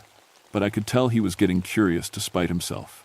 The descent into the gorge was easier with 2 people. Murphy was a good climber, and we made it to the bottom just as the morning sun was starting to filter down through the stone walls. The burned circles were still there, and the smell hit us immediately. Jesus, Murphy whispered, covering his nose. That's not just alcohol. Smells like something died down here. We followed the same path I'd taken the day before, but this time I wasn't alone. Having Murphy there made me feel braver, more like I was doing my job instead of chasing ghosts. But as we got closer to the cave, I noticed things I'd missed the first time. Footprints in the dried mud by the creek. Bare feet. Burned so badly that the prints showed bone impressions. They were fresh, made since yesterday. What the hell? Murphy knelt next to the prints, taking measurements. These looked like someone walked through fire. Inside the cave, the blue flames were still dancing, but they seemed dimmer in the daylight. The still was exactly as I'd left it, but now there were fresh mason jars lined up, filled with clear liquid that glowed faintly in the strange light. Murphy set up his temperature sensors and gas detectors while I photographed everything. His equipment went crazy the moment we entered the cave. Temperature readings jumping between 40 and 120 degrees, gas detectors finding alcohol vapors that shouldn't exist. This is impossible, Murphy muttered, checking his readings for the 3rd time. The equipment's working fine, but these numbers don't make sense. That's when he found the logbook. I'd left it on the stone shelf, but now it was open to a different page. Murphy's face went white as he read the entry under his flashlight beam. The 15th of October, 1924, he read aloud. Recipe from my grandfather, Sean Murphy, works perfectly. The flames accept his blood as payment. Murphy's hand started shaking. My grandfather, Sean, died in 1924. House fire. But he was just a coal miner, not a moonshiner. I looked over his shoulder at the entry. Below it, in the same brown ink, someone had written, "The grandson will come. The flames remember Murphy blood. We need to get out of here," I said. But Murphy was already walking deeper into the cave, drawn by something I couldn't understand. Sean Murphy, he whispered. That was my grandfather's name. But how could anyone know I'd be here? The blue flames responded to his voice, growing brighter and reaching toward him like living things. The humming started again, that same sad mountain tune, but now I could hear words mixed in. Come taste the fire, Murphy's boy. Come drink the flame and stay a while. Murphy picked up one of the glowing mason jars. Don't. I lunged forward, but I was too late. He'd already brought the jar to his lips. The moment the liquid touched his mouth, Murphy's eyes rolled back, and he started convulsing. The jar fell from his hands, shattering on the cave floor, and the alcohol inside burst into blue flames that spread like wildfire. Murphy was screaming, but it wasn't his voice anymore. It was older, rougher, speaking in mountain dialect I could barely understand. "The agreement holds," Murphy's voice said. But it wasn't Murphy talking. "The flames must be tended. The still must run. Blood pays the debt that blood began." The fire spread across the cave floor, following trails of alcohol that led to every corner of the chamber. In the growing light, I could see things I'd missed before. Bones scattered in the shadows, old overalls draped over stone ledges, mason jars filled with ashes instead of moonshine. And standing behind Murphy, guiding his convulsing body toward the still, was the burned figure I'd glimpsed the day before. Jeremiah Panther looked exactly like the old stories described him. Tall, lean mountain man with skilled hands and sharp eyes, but the fire had taken its due. His flesh was charred black in places, missing entirely in others. His overalls had melted into his skin, and where his eyes should have been, blue flames danced. "You came back," Jeremiah said, his voice like wind through a burned forest. "Brought me Murphy blood, just like the flames promised." Murphy had stopped convulsing, but his body was changing. His skin was turning red, then black, blistering like he was being cooked from the inside. The smell of burning flesh mixed with the alcohol vapors, making me gag. "The devil's bargain," Jeremiah explained, never taking his flame eyes off Murphy's transforming body. "Perfect moonshine. But the fire must be tended. Always tended. And the flames are hungry for company." I pulled out my radio, but it was just static. The metal was too hot to hold anyway. My climbing rope was my only way out, and Jeremiah was between me and the cave entrance. "You can't leave," he said, reading my thoughts. "Not now that you've seen the operation. The flames remember everything, and they don't like witnesses walking away." Murphy's transformation was almost complete. His ranger uniform had burned away, replaced by overalls that seemed to grow from his blistering skin. His eyes were starting to glow with the same blue fire. "Help me," Murphy whispered, his voice barely human now. "Can't control." But I could see it was too late. Whatever had taken Jeremiah in 1924 was taking Murphy now. The cursed moonshine was binding him to the still, making him part of the operation that couldn't stop, couldn't die. The blue flames were spreading faster now, climbing the walls, reaching for me. I had maybe seconds before they caught me too. I did the only thing I could think of. I grabbed my climbing axe and started attacking the copper still.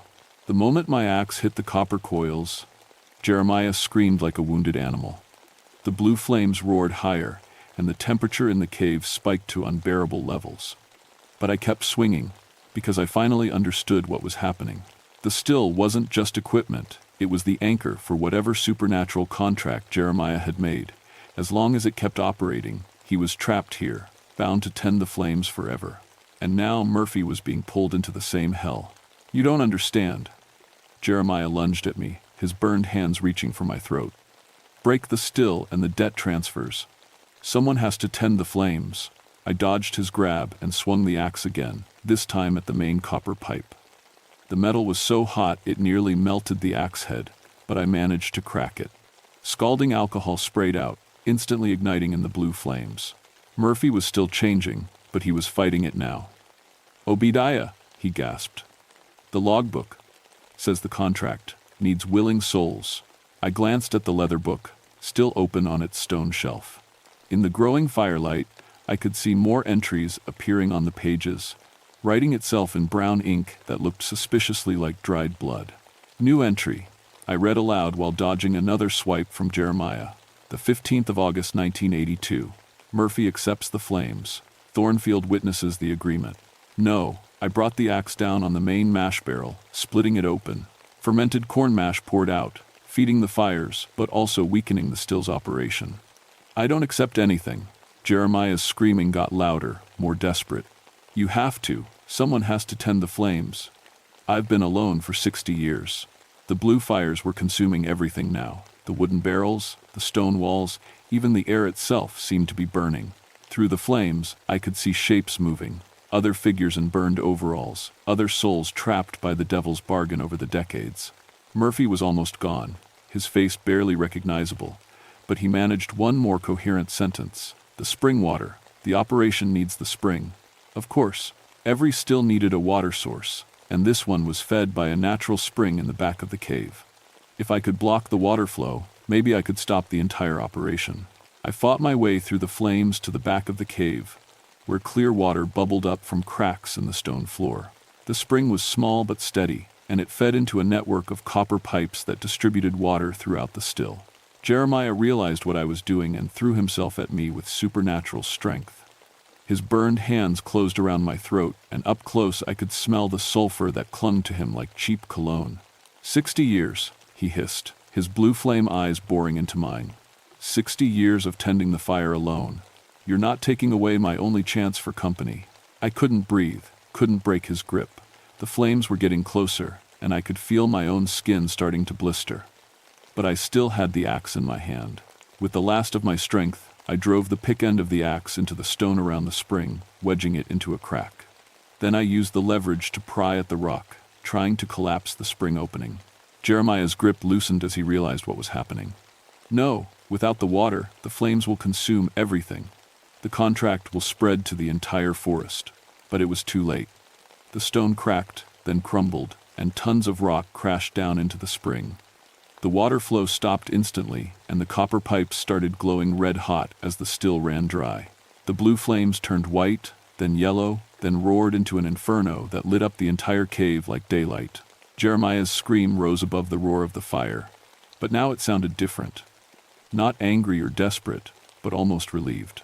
Finally, he whispered, as his burned form began to dissolve in the flames. Finally, it ends. Murphy was changing back, his skin healing as the supernatural fire released its hold on him. He was unconscious but breathing, his body returning to normal as the cursed moonshine left his system. The flames were consuming the still now, melting the copper, turning the wooden barrels to ash. But they were also burning themselves out. No longer sustained by the devil's bargain, the supernatural fuel was exhausted. I grabbed Murphy under his arms and dragged him toward the cave entrance. Behind us, the fire was collapsing in on itself, imploding like a star, dying. The temperature dropped from unbearable to merely hot, and fresh air started flowing into the cave. We made it outside just as the cave system collapsed. Tons of stone crashed down, sealing the chamber forever. The blue flames flickered once more through the cracks, then died completely. The silence that followed was the most beautiful sound I'd ever heard. Murphy woke up 3 hours later with no memory of what had happened after he picked up the mason jar. The doctors said he'd suffered severe dehydration and heat exhaustion, but there were no burn marks on his body. No evidence of what I'd seen him become. The official report listed it as an illegal moonshine operation that got out of hand during drought conditions. The cave-in was attributed to unstable rock formations weakened by the heat. No mention of supernatural flames, cursed stills, or devil's bargains. But I know what really happened down there. Murphy went back to fighting fires in coal country, but he never quite looked at me the same way again. Sometimes I'd catch him staring, like he was trying to remember something important. He started having nightmares about blue flames, and stopped drinking alcohol entirely. I kept working as a ranger, but my approach changed. When I found evidence of moonshine operations now, I was more careful about how I handled them. Mountain folk had been making white lightning in these hills for generations, and most of them were just trying to make a living. The real danger wasn't the illegal alcohol, it was what people might do to protect their operations. The old-timers in town seemed to know something had changed. They stopped talking about the devil's still in Panther Creek Gorge. When hikers asked about the strange stories, folks would just shake their heads and suggest safer places to explore. But every August, when the drought comes and the Forest Service puts us on fire alert, I make sure to patrol the outer edges of Panther Creek, just to be safe. Because 3 months after the cave-in, I was checking the area and found something that made my blood run cold. New growth had appeared where the burned circles used to be, plants that shouldn't exist in Kentucky soil. Mountain laurel with leaves that glowed faintly blue in the darkness, creek stones that stayed warm even in winter. And sometimes, when the wind is just right and the drought has made everything still and quiet, I swear I can still hear humming echoing up from the sealed cave. That same sad mountain tune Jeremiah used to sing while tending his cursed fire.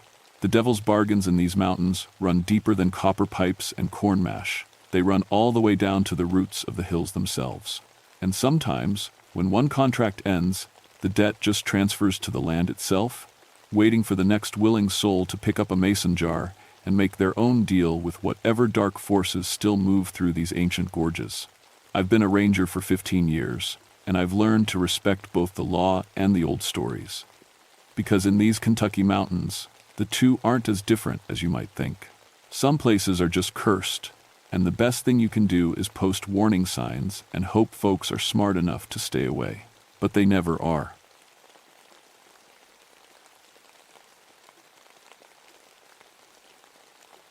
My name is Zachariah Coalfield, but everyone calls me Zach. I've been a ranger with Jefferson National Forest for 18 years now, and I've seen things that would make most folks pack up and leave these mountains forever. I grew up in these hills of Southwest Virginia, where coal mining ran in families like a disease you couldn't shake.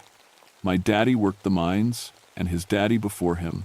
When I was 12, my Uncle Tommy died in a cave-in at the old Clinch Mountain operation. They never found his body. Said the tunnel collapsed so bad they couldn't dig him out safely.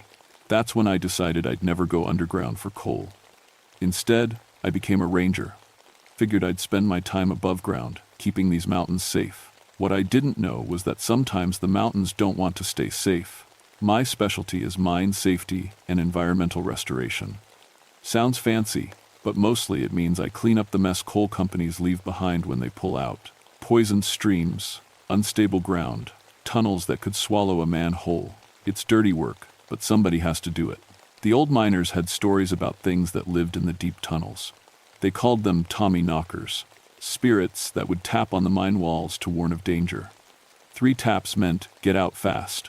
More than 3 meant someone was going to die.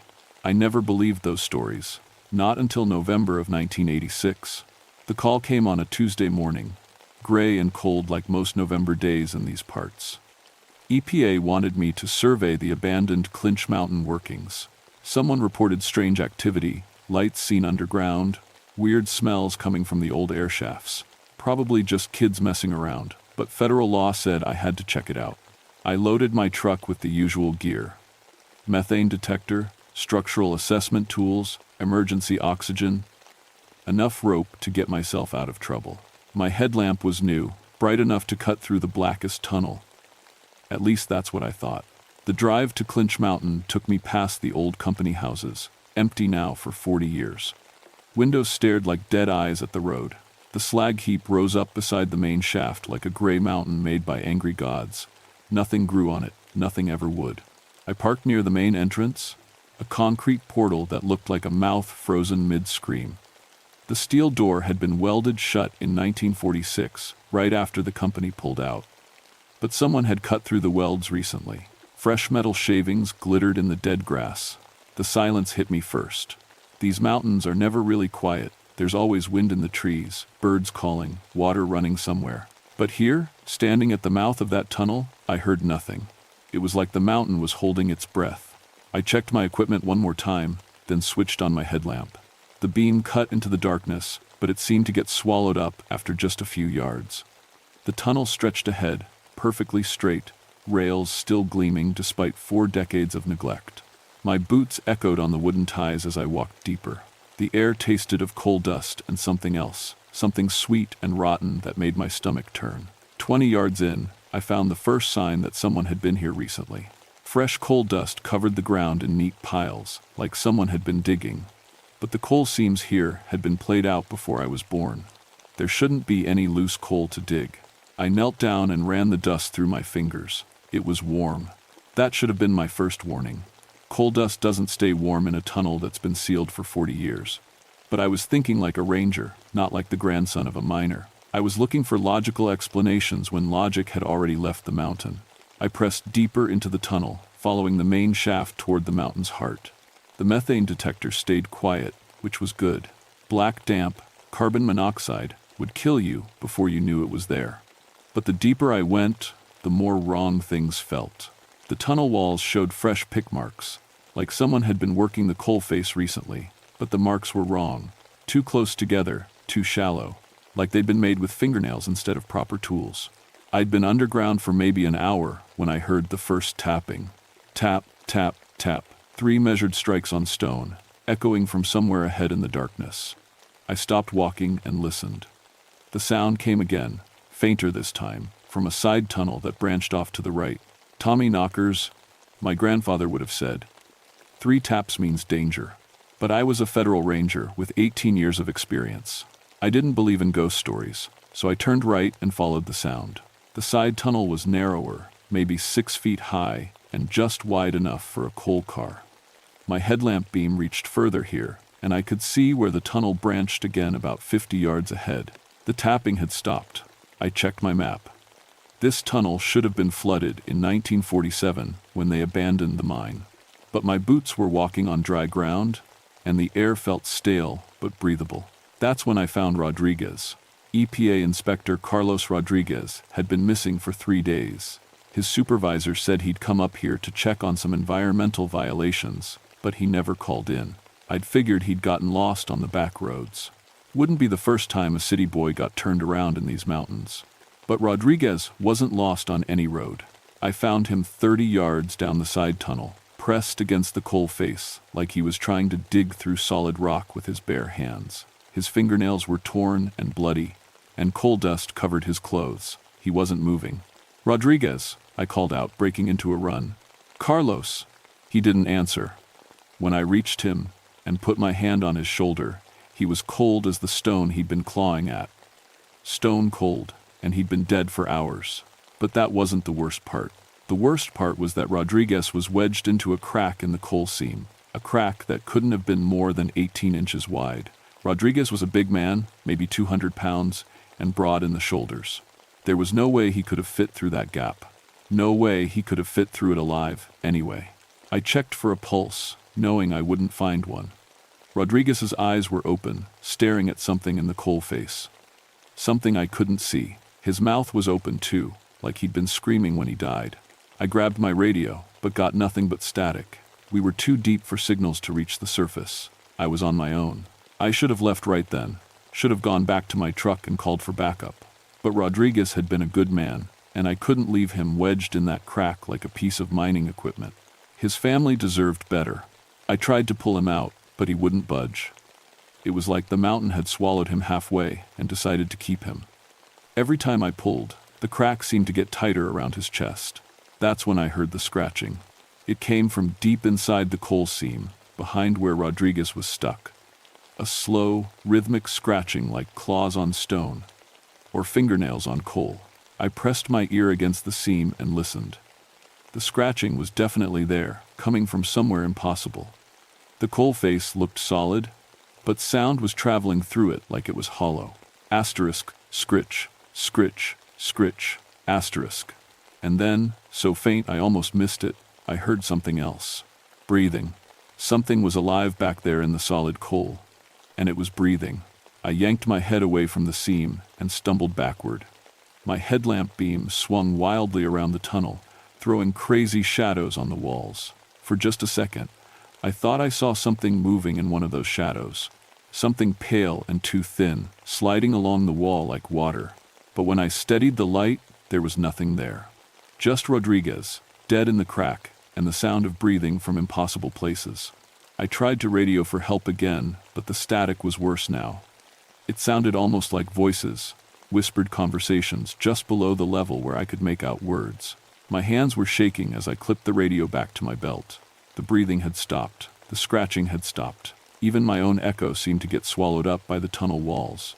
The silence was so complete it felt like being inside a coffin. That's when my headlamp started to dim. The beam flickered once, twice, then settled into a weak yellow glow that barely reached 10 feet ahead. I checked the battery, still showing full charge. But the light kept getting weaker. In the growing darkness, I heard the tapping again. Asterisk, tap, tap, tap, asterisk. 3 strikes, like before. But this time they came from behind me, from the direction I'd come. Something was between me and the way out. Asterisk, tap, tap, tap, tap, asterisk. 4 taps now, more than 3. According to my grandfather's stories, that meant someone was going to die. I had 2 choices. Go deeper into the mountain, or try to get past whatever was tapping behind me. Neither option felt good, but at least going deeper meant I could look for another way out. These old mines connected to each other like a spider web. Find the right tunnel, and you could come out miles from where you went in. I left Rodriguez where he was. Wasn't anything else I could do for him now. The main tunnel sloped downward as it headed toward the mountain's heart. My weakening headlamp showed wooden support beams that looked ready to collapse. Some of them were cracked, held up by nothing but habit and prayer. Coal dust drifted down from the ceiling like black snow. The deeper I went, the warmer it got. That was wrong too. Mines were supposed to stay cool year-round. But sweat was running down my back, and my breath was starting to fog in the beam of my headlamp. I passed side tunnels every 100 yards or so. Most were blocked by cave-ins or steel doors welded shut, but a few gaped open like hungry mouths, and from those came sounds I didn't want to think about. Scratching, breathing, and once, what sounded like someone crying. My methane detector should have been screaming warnings, but it stayed silent. Whatever was wrong with this place, it wasn't gas. 300 yards from where I'd found Rodriguez, the main tunnel opened into a larger chamber. This was the old loading area where coal cars would be filled from the side tunnels. My headlamp beam couldn't reach the far walls, but I could hear my footsteps echoing in a space much bigger than any tunnel. That's where I found the bones. They were arranged in neat piles around the chamber's edge, sorted by size like someone was organizing them for a purpose. Arm bones here, leg bones there, skulls in a row against the far wall. Most were old, yellow with age, but some still had bits of flesh clinging to them, and some still had bits of clothing. I recognized the EPA badge before I saw the name tag. Rodriguez had been carrying backup identification in his jacket pocket. The jacket was here, torn into strips and woven through a rib cage like someone was trying to make art out of death. But Rodriguez was still wedged in that crack, 300 yards behind me. So how did his jacket get here? I was staring at the bone arrangement when my headlamp finally died completely. The darkness in a mine isn't like darkness anywhere else. It's absolute. Hold your hand an inch from your face and you can't see it. The darkness has weight to it, pressing down on you like tons of rock. I fumbled for my backup flashlight, hands shaking so bad I nearly dropped it. When the beam came on, it showed something that made my knees go weak. The bones had moved. They were still arranged in piles, but the piles were different, closer together. And in the center of the chamber, where there had been empty space before, now sat a perfect skeleton, complete from skull to foot bones, assembled like someone who knew what they were doing, like someone who'd had practice. The skeleton was wrong, though. Too long in the arms and legs. The spine was stretched like taffy, and the skull was elongated in a way that would never fit a human brain. It looked like what a person might become if they got pulled through something too small for them to fit through. Something like an 18-inch crack in a coal seam. I backed toward the tunnel entrance, keeping my light on the skeleton. But as I moved, I heard something that stopped my blood cold. The bones were clicking together, settling, like they were trying to stand up. That's when I ran. I sprinted back through the main tunnel, my flashlight beam bouncing wildly. Behind me came a sound like a dozen people typing on keyboards, the click and clatter of bone against bone, and underneath that, a wet sliding sound like something being dragged across stone. My boots pounded on the wooden ties. I could see the side tunnel where Rodriguez was stuck, getting closer. 20 yards, 10 yards, 5 yards. The clicking sounds were getting louder, closer. I reached the side tunnel and risked a look back. My flashlight beam caught something pale moving along the tunnel ceiling. It flowed like water, but it had too many joints and moved in ways that hurt to watch. Rodriguez was still in the crack where I'd left him. But something was different. His eyes were closed now, and his mouth was moving like he was trying to say something. "Rodriguez?" I whispered. His eyes snapped open.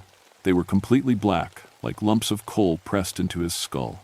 "Get out," he whispered, his voice thick with coal dust. "It's coming." The wet sliding sound was getting closer. I could hear breathing again, but it was wrong. Too fast, like a dog panting. And there was more than one set of breaths. Rodriguez's coal-black eyes fixed on mine. "It lives in the seams," he whispered. "Feeds on what the mountain gives it. Bone and coal, coal and bone. All the same to it." "What is it?" I asked. But Rodriguez's eyes had already gone blank again. The sliding sound reached the junction where our tunnel met the main shaft. My flashlight showed something that shouldn't exist, something pale and impossibly long, squeezing through gaps in the support beams like it was made of liquid. But it wasn't liquid. It was alive. And it was looking for me. I ran deeper into the side tunnel, away from the thing that was squeezing through the support beams. The tunnel got narrower as it went, until I had to duck to keep from hitting my head on the ceiling. Behind me, the wet sliding sound kept getting closer. The tunnel ended at a coal face, solid black wall that looked like it had never been worked. But there were fresh scratches in the coal, and the wall felt warm when I pressed my hand against it. I was trapped. I turned around with my flashlight ready, expecting to see death flowing down the tunnel toward me. But the tunnel was empty. The sliding sound had stopped. In the sudden silence, I heard something that made my heart nearly stop. Tapping. From inside, the coal face behind me. Tap, tap, tap. 3 strikes, muffled by tons of rock. Then a voice, faint but clear. "Zach. That you, boy?" It was Uncle Tommy's voice. The uncle who died in this mine 40 years ago. "Uncle Tommy," I whispered to the coal face.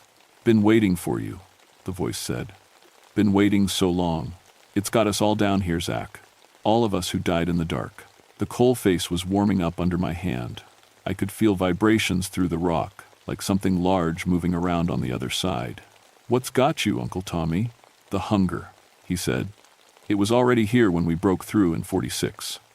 Living in the deep seams, older than the mountains. We disturbed it, and it took us. Keeps us, feeds on us. How do I get out? Can't fight it, boy. It's part of the mountain now, part of us, but maybe." The voice faded for a moment. "Maybe you can give us what we never got." "What's that?" "A proper burial, water to wash us clean." Behind me, the wet sliding sound started up again, closer now. I could hear breathing, and something that might have been laughing. "The main shaft," Uncle Tommy's voice said urgently. "Old dynamite charges still in place. Company left them when they sealed us in. Flood charges to keep the mine from poisoning the groundwater. You trigger those, and the whole system fills up. That'll kill me too. Maybe, maybe not, but it'll give us peace, and it'll take the hunger with us." I turned around. Something pale was flowing down the tunnel toward me, moving like thick smoke. As it got closer, I could see what it really was. People. Or what was left of people. Dozens of them, maybe hundreds, all stretched and twisted and compressed together into one writhing mass of arms and legs and faces.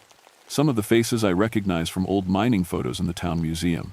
They'd been the workers who died in the 1946 disaster, the disaster Uncle Tommy died in. But they hadn't died clean. They'd been taken by something that lived in the deep coal seams, something that fed on bone and rock and the fear of men who worked in the dark. The mass of bodies flowed closer, and I could see my Uncle Tommy's face among them. His mouth was moving, but no sound came out. Behind his eyes, I could see 40 years of hunger and pain. I pressed my back against the coal face and raised my flashlight like a weapon. The light seemed to hurt the thing. It slowed down and made a sound like steam escaping from a pipe. That's when I remembered my emergency flares. Every ranger carries road flares for emergencies. They burn hot and bright, hot enough to melt metal. I pulled one from my pack and struck it against the rough coal wall. The flare burst into brilliant red light, and the thing in the tunnel screamed. It was the sound of 100 men dying at once, echoing off the tunnel walls until I thought my eardrums would burst. The creature flowed backward, away from the light. But I knew the flare wouldn't last long. Maybe 5 minutes of burning time. I had to reach the main shaft and trigger those flood charges before the light died. I ran through tunnels I'd never seen before, following Uncle Tommy's voice when he could speak and my own instincts when he couldn't. The flare lit my way like a torch, throwing crazy red shadows on the walls. Behind me came the sound of the creature following, staying just outside the circle of light. Sometimes I could hear individual voices in its mass. Men calling for help. Men begging to be let go. Men who'd been trapped in the dark for 40 years. The main shaft was a vertical tunnel that dropped straight down into the mountain's heart. At the bottom, I could see water gleaming in my flare light. The flood charges were mounted on the walls, connected to a manual detonator that sat in a waterproof box. The box was locked, but 40 years underground had rusted the metal. I smashed it open with a rock and found the detonator inside, still connected to cables that disappeared into holes drilled in the shaft walls. My flare was burning lower, maybe 2 minutes left. The creature flowed into the shaft chamber, staying in the shadows but getting closer. I could see Uncle Tommy's face more clearly now, and the faces of dozens of other men. They were trying to fight the thing that held them, trying to break free. "Do it, boy," Uncle Tommy's voice said. "Give us peace." I put my hand on the detonator handle. "What about me?" "Hold on tight," he said. "And hold your breath." I gripped the handle and looked up at the creature one more time. For just a second, all the faces in its mass turned toward me. Some were angry, some were sad, but most were just tired. 40 years of being hungry and trapped and used for something else's purpose. "This is for all of you," I said, and threw the switch. The explosions came in sequence, starting deep in the mountain and working their way up. Each charge blew out a section of tunnel wall, and behind those walls was water. Lots of water. The mountain had been holding back underground rivers for 100 years, and now they all came rushing in at once. The flood hit the bottom of the shaft like a fist. I had maybe 10 seconds before the water reached me. I grabbed onto the ladder, bolted to the shaft wall, and held on like my life depended on it. Which it did. The water came up fast, black as coal and cold as winter. It filled the shaft in less than a minute, and I was underwater, holding my breath and trying not to panic. The current wanted to tear me loose from the ladder and drag me down into the flooded tunnels. But something else was in the water with me. I felt hands on my shoulders, not the grasping claws of the creature, but gentle hands that pushed me upward. Uncle Tommy and the others, helping me reach the surface one last time. I broke through into an air pocket near the top of the shaft and gasped for breath. The water was still rising, but slower now.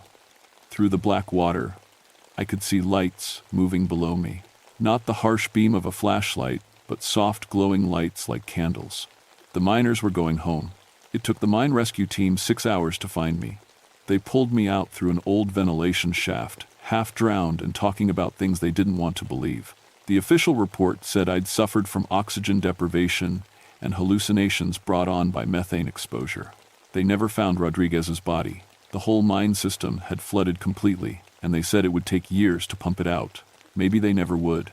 Maybe that was for the best. I kept working as a ranger for another 12 years, until my retirement in 1998. But I never went underground again.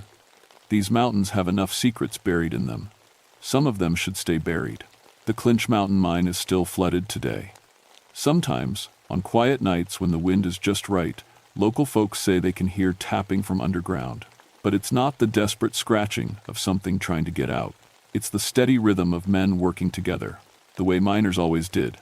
The sound of picks striking coal, of men singing work songs to pass the time. The sound of peace, finally found in the dark places where they lived and died. I still visit Uncle Tommy's grave every year on the anniversary of the cave-in. His headstone says, "Lost in the mine, 1946, but I know better now." He wasn't lost. He was exactly where he needed to be, keeping watch over something that should never see daylight. Some folks say the coal companies are looking at reopening the old workings. Now that environmental regulations are getting looser, they talk about new technology, safer methods, ways to extract coal without flooding. If they do try to reopen Clinch Mountain, I'll be there to stop them. Not as a federal ranger, I'm too old for that job now.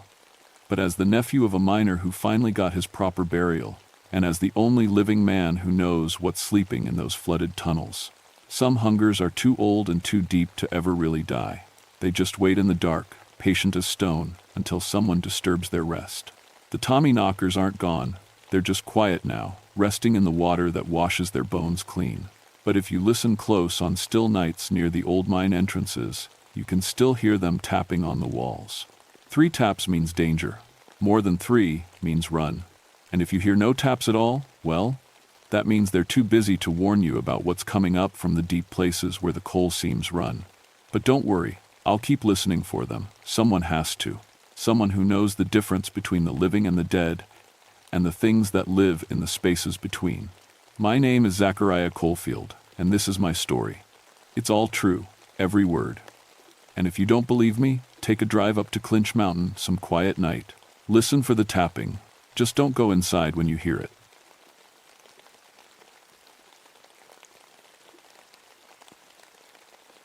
My name is Cordelia Waterstone, and I've been a park ranger at Cumberland Falls for 13 years now.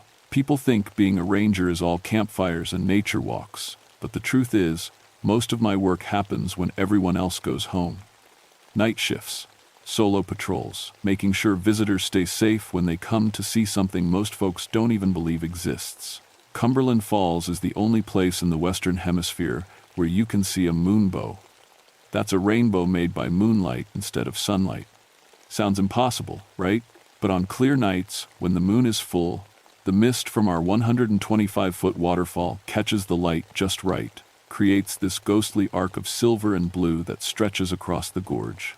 I used to teach astronomy before this job. Thought I had all the science figured out. Water droplets, light refraction, lunar cycles, simple physics. The Cherokee, who lived here first, they had different ideas, called this place sacred. Said the moonwoman lived in the falls, and she didn't like visitors during the full moon. I never believed any of that stuff. Cherokee folklore, tourist legends, old wives' tales. After all, I'd seen hundreds of moonbows, photographed them, timed them, explained the science to thousands of visitors. Just water and light, nothing more. That changed last October. It was a perfect night for moonbow viewing. Clear skies, full moon rising over the gorge, steady mist from the falls. I'd set up the usual viewing area for the late-night crowd, about 20 people with cameras and blankets, all waiting for the show to start. The moonbow appeared right on schedule. Beautiful silver arc stretching across the mist, just like always. Visitors were snapping photos, kids pointing and laughing, everything normal. Then Mrs. Henderson, a tourist from Ohio, grabbed my arm. "Ranger Waterstone," she whispered, pointing at the moonbow. "There's someone in there." I looked where she pointed. Just mist and moonlight, same as always. "Sometimes the light plays tricks," I told her. "Makes you think you see things." But she wouldn't let it go. "No, look closer. There's a woman dancing inside the rainbow." I pulled out my binoculars, studied every inch of that moonbow. Nothing there but mist and reflected light. But Mrs. Henderson kept insisting, and soon other visitors were murmuring, pointing at the same spot. "She's walking on the water," someone said. "Her dress is made of light. She's looking right at us." I saw nothing, but my radio started crackling with static, even though it worked fine an hour earlier. My flashlight dimmed, and the waterfall? This sounds crazy, but the waterfall got quieter. Not silent, but muted, like someone had turned down the volume on nature itself. That's when I noticed something that made my skin crawl. Every single person staring at the moonbow had the same expression. Eyes wide, mouths slightly open, like they were hypnotized, like they were seeing the most beautiful thing in the world. I counted heads, started with 20 visitors. Now I only saw 19. "Hey," I called out, "everyone stay together." The spell broke. People blinked, looked around confused. The waterfall roared back to full volume. My radio cleared up. But Jake Morrison, the young photographer from Kentucky, was gone. We searched all night, found his camera by the edge of the viewing pool, still running. When I checked the photos later, most were normal moonbow shots. But the last 3 pictures showed something impossible. A woman made of mist and moonlight, standing in the center of the rainbow. She wore a dress that flowed like water, and her hair streamed with colors that shouldn't exist in moonlight. Her face was beautiful and terrible, with eyes that looked straight into the camera. In the final photo, she was reaching toward whoever held the camera, reaching out of the moonbow itself. We never found Jake Morrison. Park Service called it an accidental drowning, even though we never found a body. "Case closed," they said. These things happen near waterfalls, but I kept those photos. Studied them every day. Started reading the old Cherokee stories about this place. Stories about the moonwoman who collected souls during the full moon, trapping them in her underwater palace beneath the falls. Stories I should have listened to a long time ago. The next month, I changed my patrol schedule, started coming in 2 hours before moonbow time, checking every inch of the viewing area. If something was hunting my visitors, I wanted to be ready. November's full moon brought a bigger crowd. Word was spreading about Jake's disappearance. And that always draws the thrill seekers. 35 people this time, including a paranormal investigation team from Tennessee. I set up my equipment early. Night vision scope, electromagnetic field detector, infrared thermometer, gear I'd borrowed from the university where I used to teach. If something supernatural was happening here, science would catch it. The paranormal team set up their own equipment: cameras, recording devices, motion sensors. Their leader, a serious woman named Dr. Sarah Chen, had studied Jake's photos. She believed something was there. Energy readings are off the charts, she told me as the moon rose. Whatever's in this place, it's active tonight. The moonbow appeared at 9:47 p.m., right on schedule. But something was different. Instead of the usual silver-blue arc, this one had 7 colors. 7 distinct bands of light, including colors that don't exist in normal rainbows. That's impossible, I muttered, checking my notes. Moonbows only show white and pale blue. Dr. Chen's equipment started going crazy. Beeping, flashing, recording readings that shouldn't exist. The electromagnetic field just spiked, she said. Something's manifesting. That's when we heard the singing. It started soft, like wind through the trees. But gradually, we realized it was a human voice. A woman's voice, coming from inside the waterfall itself. Singing in a language none of us recognized, but somehow, we all understood what it meant. Asterisk, come to the water, come and dance, come and never leave. Asterisk, the visitors started moving toward the pool. Not walking, drifting, like they were sleepwalking. Their eyes were fixed on the moonbow, and they all wore the same dreamy expression I'd seen last month. Stop, I shouted, but my voice sounded tiny against the singing. Everyone stay back from the water. Dr. Chen grabbed my arm. Look at the moonbow, she whispered. I looked. Inside the arc of impossible colors, a figure was taking shape. The same woman from Jake's photos, but clearer now. More solid. She danced in the air above the water, her feet never touching the surface. Her dress flowed like liquid moonlight, and her hair streamed with all 7 colors of the moonbow. She was the most beautiful thing I'd ever seen. And the most terrifying, the singing got louder. More visitors started walking toward the water, including 2 of Dr. Chen's team members. I ran after them, grabbed their arms, tried to pull them back. That's when I saw their reflections in the pool. The water should have shown 35 people standing on the viewing platform. Instead, it showed 37. 2 extra figures standing among us, people I'd never seen before, wearing clothes from decades past. One was Jake Morrison. I blinked hard, looked again. Jake's reflection waved at me from the water, even though Jake wasn't there. His mouth moved, forming words I couldn't hear over the singing. Behind him, other figures appeared. Men and women in clothing from different eras, all waving, all trying to speak. All trapped in the reflection. Dr. Chen, I yelled. Look at the water. But when I turned around, Dr. Chen was gone. So were 3 of her team members. The rest of the visitors stood frozen, staring at the dancing woman in the moonbow. I grabbed my radio. This is Ranger Waterstone. I need backup at Cumberland Falls immediately. We have missing persons. Static, dead air. Then, impossibly, Jake Morrison's voice came through the speaker. Cordelia, he said, clear as day. She's so beautiful, the moonwoman. She showed me her palace under the water. Crystal halls, rooms made of flowing light. I never want to leave. Jake, where are you? In the reflection. In the dancing light, she collects us, Cordelia, collects our souls in the moonbow. We're her treasures now. The radio went dead. I looked back at the water. Doctor? Chen's reflection stood next to Jake's, both of them waving from inside the pool. But on the platform, their bodies were nowhere to be found. The moonwoman's singing reached a crescendo, and the remaining visitors took another step toward the water. Soon, they'd all be in the pool, all be trapped in her underwater collection. I did the only thing I could think of. I grabbed my emergency flare gun and fired it straight at the moonbow. The red flare tore through the arc of light. The moonwoman's song cut off with a shriek that sounded like breaking glass. The dancing figure dissolved back into mist, and the impossible colors faded to normal moonbow silver blue. The visitors blinked, looked around confused. What happened? Someone asked. Where's Dr. Chen? I helped them pack up and leave, told them there'd been a technical problem with the equipment, made up some story about gas leaks from the falls causing hallucinations. Most of them believed it, But I knew the truth. The moon woman was real, and she was hunting during every full moon, collecting souls, trapping them in reflections, adding them to her underwater palace. And next month, she'd be hungry again. I spent the next 3 weeks researching everything I could find about Cumberland Falls. Old newspapers, Cherokee oral histories, missing persons reports going back to the 1800s. The pattern was clear once you knew what to look for. Every full moon, people disappeared near the falls. Sometimes one, sometimes several. Always during moonbow viewing. Always near water.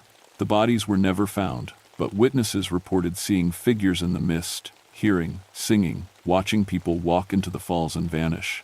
The Cherokee stories were more specific. They told of a medicine woman named Ayana who guarded the sacred waterfall. She was supposed to protect the place from those who would harm it. But something went wrong. The spirits of the water corrupted her, turned her into something hungry and beautiful and terrible. They called her Envihayskaya, the moon woman. Said she lived in a crystal palace beneath the falls, surrounded by the souls she'd stolen over the centuries. The Cherokee tried to bind her with ceremonies and sacred stones, but she grew stronger with each soul she claimed. Eventually, they just stopped going to the falls during the full moon, told their children to avoid the water when the moonbow appeared. The warnings became legends, and the legends became stories no one believed anymore. I believed them now. December's full moon was 2 days away. I put in for vacation time, planned to spend the night patrolling alone. If the moon woman wanted to collect souls, she'd have to go through me first. But my supervisor, Janet Mills, had other ideas. "Cordelia, you've been acting strange lately," she said when I requested the time off. All this research about disappearances, asking weird questions about Cherokee folklore. Maybe you should take some real vacation time. Get away from the falls for a while. "Janet, you don't understand. People are in danger during the full moon. Something's hunting visitors." She gave me that look people get when they think you're losing your mind. "Cordelia, 3 people have gone missing in 2 months. That's tragic, but it happens. People get too close to the water, they slip, they fall. It's not some supernatural entity." Then explain Jake's photos. Explain the electromagnetic readings Dr. Chen recorded before she vanished. Equipment malfunctions. Digital artifacts. There's always a rational explanation. I tried to convince her, but Janet had made up her mind. She assigned me to the visitor center for the next week, filing paperwork and updating exhibits, far away from the falls during moonbow season. So I went anyway. I snuck out of my apartment at 10 p.m. on December's full moon night, drove to the falls using the service road. Parked in the woods and hiked to the viewing area with my equipment. If I couldn't stop the moon woman officially, I'd do it as a private citizen. The viewing area was empty. Word had spread about the disappearances, and visitor numbers were way down. Good. Fewer people to protect. I set up my gear and waited. Electromagnetic detector, infrared scope, camera with fresh batteries, emergency flares, and something new. A piece of Cherokee iron I'd bought from a museum shop. The old stories said iron could disrupt spirits, break supernatural bonds. The moonbow appeared at 10:23 p.m., normal colors this time, just silver blue mist and refracted light. I scanned it with my equipment, watching for any sign of the moon woman. Nothing at first. Then my electromagnetic detector started beeping. Faint at first, then stronger. Something was building in the mist above the falls. The singing started. This time, I was ready for it. I put in earplugs, tried to block out the hypnotic melody. But even muffled, the song was beautiful beyond description. It promised peace, love, eternal beauty, in a palace of flowing light. I almost took out the earplugs, almost stepped toward the water. That's when I saw her. The moon woman materialized in the center of the moonbow, more solid than before. Her dress flowed like captured starlight, and her hair streamed with colors that hurt to look at. She was impossibly beautiful, like someone had taken every lovely thing in the world and shaped them into human form. She looked directly at me and smiled. "Cordelia Waterstone," she said, and her voice carried over the waterfall's roar like she was standing next to me. "The ranger who thinks she can save them all. Do you know how long I've waited for you?" I raised my camera, started taking pictures. The flash didn't seem to bother her. "Every full moon, you send me visitors," she continued, dancing on air above the pool. "Teachers, photographers, researchers. Such interesting souls. Such beautiful memories to collect. Let them go, I said, surprised by how steady my voice sounded. Let all of them go. She laughed like music made of water. Why would I do that? They're happy in my palace. Safe from time, safe from aging, safe from pain. They dance in my crystal halls forever, and they never want to leave. I looked at the water. Sure enough, reflections filled the pool. Jake Morrison, Dr. Chen, dozens of others from different time periods, all of them waving, all of them trying to speak. They don't look happy, I said. The moon woman's expression darkened. You know nothing of happiness, little ranger. You work alone, sleep alone, live alone. Join my collection, and you'll never be lonely again. She began to descend toward the water, her feet almost touching the surface. As she moved, my reflection in the pool started to change. Instead of showing me as I was, it showed me as I could be. Younger, more beautiful, dressed in flowing robes of moonlight. Look at yourself, Cordelia. See what you could become. My reflection smiled and beckoned, started moving independently, reaching out of the water toward me. I found myself taking a step toward the pool, then another. That's when Janet Mills came crashing through the trees. Cordelia, she yelled, what the hell are you doing here? The spell broke. I jerked back from the water's edge, nearly falling. The moon woman shrieked in fury and began to fade. Janet, get back. Don't look at the water. But Janet was already staring at the moonbow. At the dissolving figure of the moon woman, her mouth dropped open. That's impossible, she whispered. Janet, don't listen to her singing. Don't. Too late. The moon woman's voice rose again, calling Janet's name. And Janet started walking toward the pool with that same dreamy expression I'd seen so many times before. I tackled her before she could reach the water. We went down hard on the rocky viewing platform, Janet struggling to get free. Let me go, she said. She's so beautiful. Cordelia, she wants to show me her palace. I held on tight, even as Janet fought me. In the water, I could see her reflection already changing, showing a younger version of herself dressed in the moon woman's flowing robes. That's when I realized the terrible truth. The moon woman wasn't just collecting souls, she was creating servants, turning her victims into extensions of herself, using their reflections to lure more people into her trap. And if I didn't stop her soon, she'd have an army of them. I dragged Janet back to the tree line, away from the water. She fought me the whole way, reaching toward the moonbow where the moon woman still danced. You don't understand, Janet gasped. She's offering me eternal beauty, eternal youth, a palace made of flowing light where I'll never grow old, never die. Janet, look at the water, look at the people trapped in there. I forced her to look at the pool. In the reflection, dozens of figures waved desperately. Men and women from different eras, all trying to speak, all trapped in the moon woman's underwater collection. Janet's eyes cleared for a moment. Oh God, she whispered. They're prisoners. The moon woman's singing grew louder, more insistent. In the moonbow, she raised her arms, and the water in the pool began to glow with silver light. The trapped reflections became more solid, more desperate. She's calling them up, I realized. She's bringing her collection to the surface. The first figure emerged from the pool. A man in a 1,922nd suit, dripping with silver water, but somehow still transparent. Behind him came others. Jake Morrison, Dr. Chen, people in clothing from across the decades. They moved like sleepwalkers, their eyes fixed on Janet and me. Beautiful, terrible servants of the moon woman, come to drag us into the water. I pulled out the Cherokee iron, held it up like a shield. The approaching figures recoiled, hissing like steam. Iron, I said. The stories were right. You can't touch iron. The moon woman's laughter echoed across the gorge. Clever little ranger, but iron only delays the inevitable. My servants will wait. I have all the time in the world. More figures emerged from the pool. Soon, an entire army of water-soaked souls surrounded us, keeping their distance from the iron but boxing us in. We couldn't stay here forever. That's when I remembered something from my Cherokee research. The binding ceremony. The ritual that had originally trapped the moon woman in the falls before she grew too strong and corrupted. It required 3 elements: sacred water from the source, iron to bind the spirit, and the willing sacrifice of a guardian. I had the iron. The sacred water was all around us. Cumberland Falls itself was the source. But the willing sacrifice. Janet, I said quietly, I need you to listen carefully. There's a way to stop her, but it's dangerous. What do you mean? The Cherokee bound her before with a ceremony. A guardian willingly joined with the moonwoman to keep her trapped. But something went wrong, and she corrupted the guardian instead. The water-soaked figures were closing in, step by step. The moonwoman descended further, her feet almost touching the pool. Cordelia, she called. Join me willingly, and I'll let your friend live. Fight me, and I'll take you both. What choice do we have? Janet whispered. I looked at the iron in my hand, then at the approaching army of souls. Made my decision. The choice is mine, I called to the moonwoman. I'll come willingly, but only if you release all of them.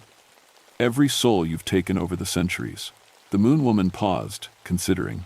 You would trade yourself for strangers? I would. Cordelia, no. Janet grabbed my arm. There has to be another way. But I'd already started walking toward the pool. The water-soaked figures parted to let me through, forming a path to their mistress. The moonwoman smiled as I approached.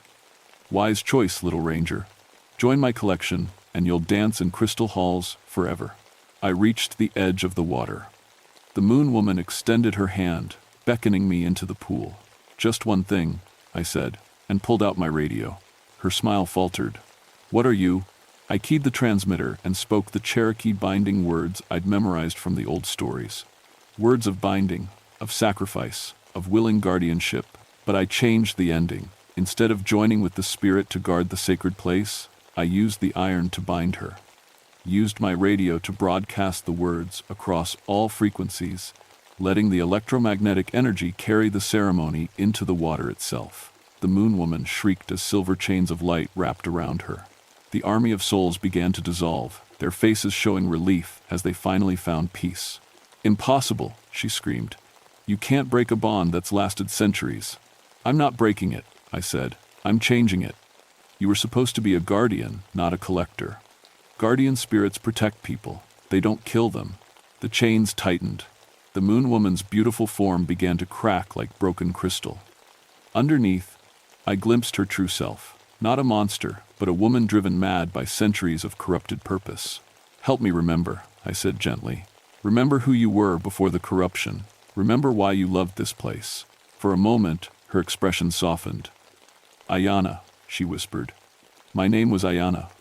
I was supposed to protect the sacred falls. You still can. Protect them the right way. Guide people safely, don't trap them. The silver chains began to change, becoming bonds of light instead of binding. The moonwoman, Ayana, looked at her hands in wonder as the corruption fell away like old skin. I remember now, she said. What have I done?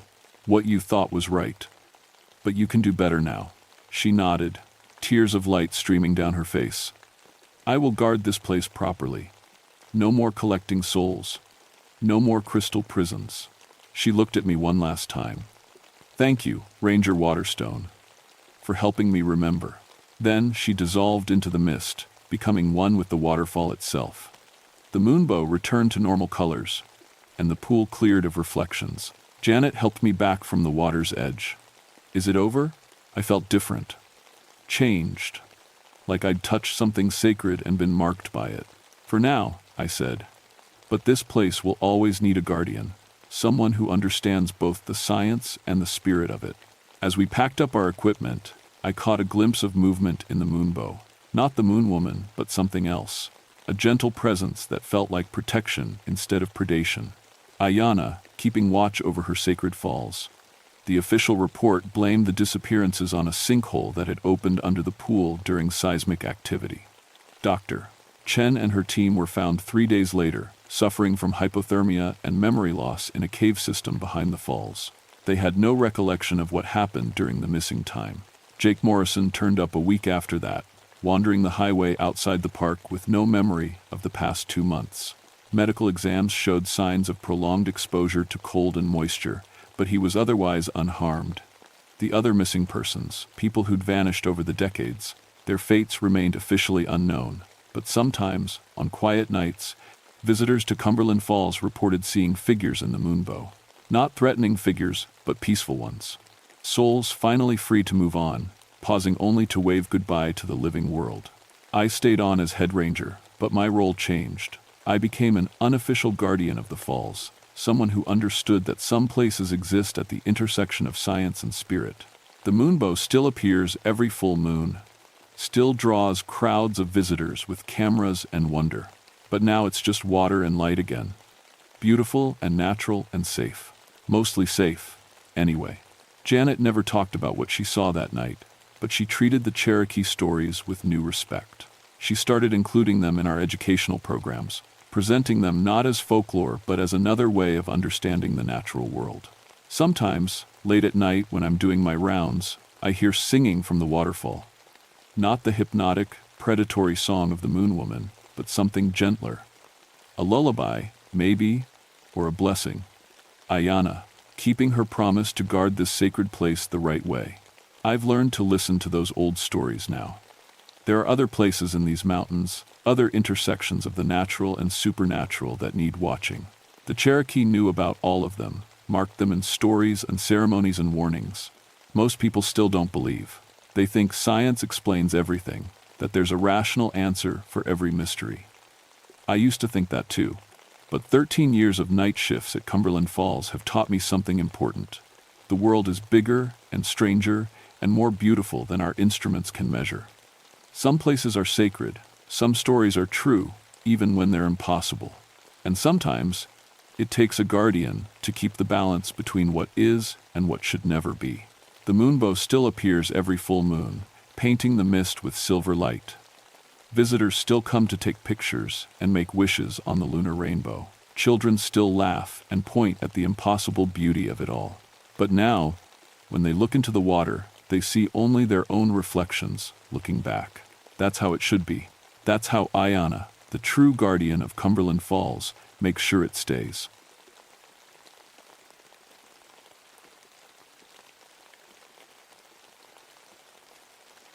My name is Augustus Beauregard Tunnelwood, but folks just call me Gus.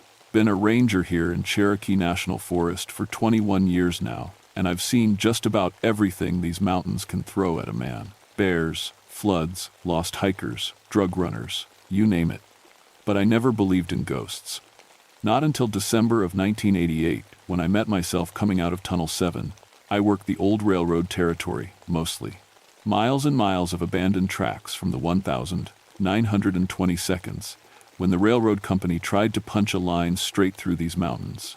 They gave up after 3 workers died in a tunnel collapse, but the tunnels are still here. My job is keeping the hiking trails safe, making sure nobody falls into a hole or gets hurt on the old rusty tracks. I know these tunnels better than my own backyard. Used to work for the railroad myself, before I became a ranger.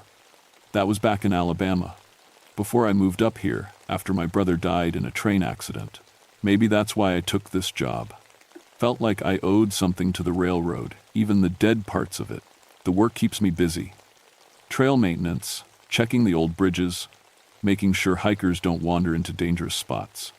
I've got my truck loaded with all the gear, inspection lights, safety rope, first aid kit, radio that barely works in these mountains. Most days, I'm the only person for miles around. These mountains hold their secrets tight. The locals tell stories about the old railroad days, about workers who never came home, about voices in the tunnels singing work songs nobody's heard in 60 years. I always figured it was just mountain talk. You know how it is in small towns. People love their ghost stories. But there was always something strange about Tunnel 7. It's the longest one, cuts right through Lookout Ridge. The entrance is all grown over with vines now, and inside it's dark as a grave. I check it twice a year, part of my regular rounds. The tunnel's still solid, built to last, but there's something about the air in there that makes your skin crawl. Last winter was rough. Storm after storm, trees down everywhere, trails washed out. I was working overtime just to keep the main paths open. That's when my crew started reporting weird things. "Hey Gus," my assistant Jake said one morning in December. "You been working nights lately?" "No, why?" "No. Found fresh tool marks in Tunnel 3 yesterday. Looked like somebody's been fixing the old rail bed. Real professional work too." I shrugged it off. Maybe some railroad history buffs had wandered in. Happens sometimes. But then my supervisor, Mills, called me into his office. "Gus, we got complaints from hikers. They're saying they saw work crews in the tunnels, but I don't have anybody scheduled out there." "You know anything about this?" I didn't, but I promised to check it out. That afternoon, I loaded up my truck and headed for the tunnel system. Snow was starting to fall, and the mountains looked like something from a Christmas card. Pretty, but cold as hell. The first thing I noticed was the tire tracks. Fresh ones, leading right up to Tunnel 7. But when I got out of my truck, I could see the tracks just stopped, like whoever made them had driven straight into solid rock. I grabbed my flashlight and headed into the tunnel. The air was still and cold, and my breath made little clouds in the beam of my light. About 50 yards in, I found them, the fresh tool marks Jake had mentioned. Somebody had been working on the old railroad bed, cleaning out debris, straightening the rails that were still there. But here's the thing, this was expert work. Whoever did it knew exactly what they were doing. Every spike was placed perfect. Every rail joint lined up just right. This wasn't some amateur history buff. This was professional railroad work. And it was impossible. Those tools' marks were fresh, maybe a day old. But I'd been through this tunnel just last week, and it had been the same old mess it always was. Standing there in that dark tunnel, with snow falling outside and my flashlight cutting through the blackness, I felt something I hadn't felt since I was a kid. That crawling feeling you get when you know you're not alone, even though you can't see anybody. I called out, "Hello? Anybody in here?" My voice echoed back from the deep parts of the tunnel, but nobody answered. Just my own words, bouncing off the stone walls, getting smaller and sadder each time. That's when I heard it. Faint, but clear as anything, the sound of someone whistling. An old work song, the kind railroad gangs used to sing to keep time while they laid track. The melody drifted out of the darkness like smoke. I followed the sound deeper into the tunnel, my heart beating hard. The whistling stayed just ahead of me, always just around the next bend. The air got colder as I went, and I could smell something strange. Coal smoke and machine oil, like a locomotive had just passed through. But that was crazy. No train had been in these tunnels for 60 years. The next morning, I called in Jake and 2 other rangers, Tommy and Bill. We were going to check every tunnel in the system, see if we could figure out what was going on. I didn't tell them about the whistling. They already thought I was getting old.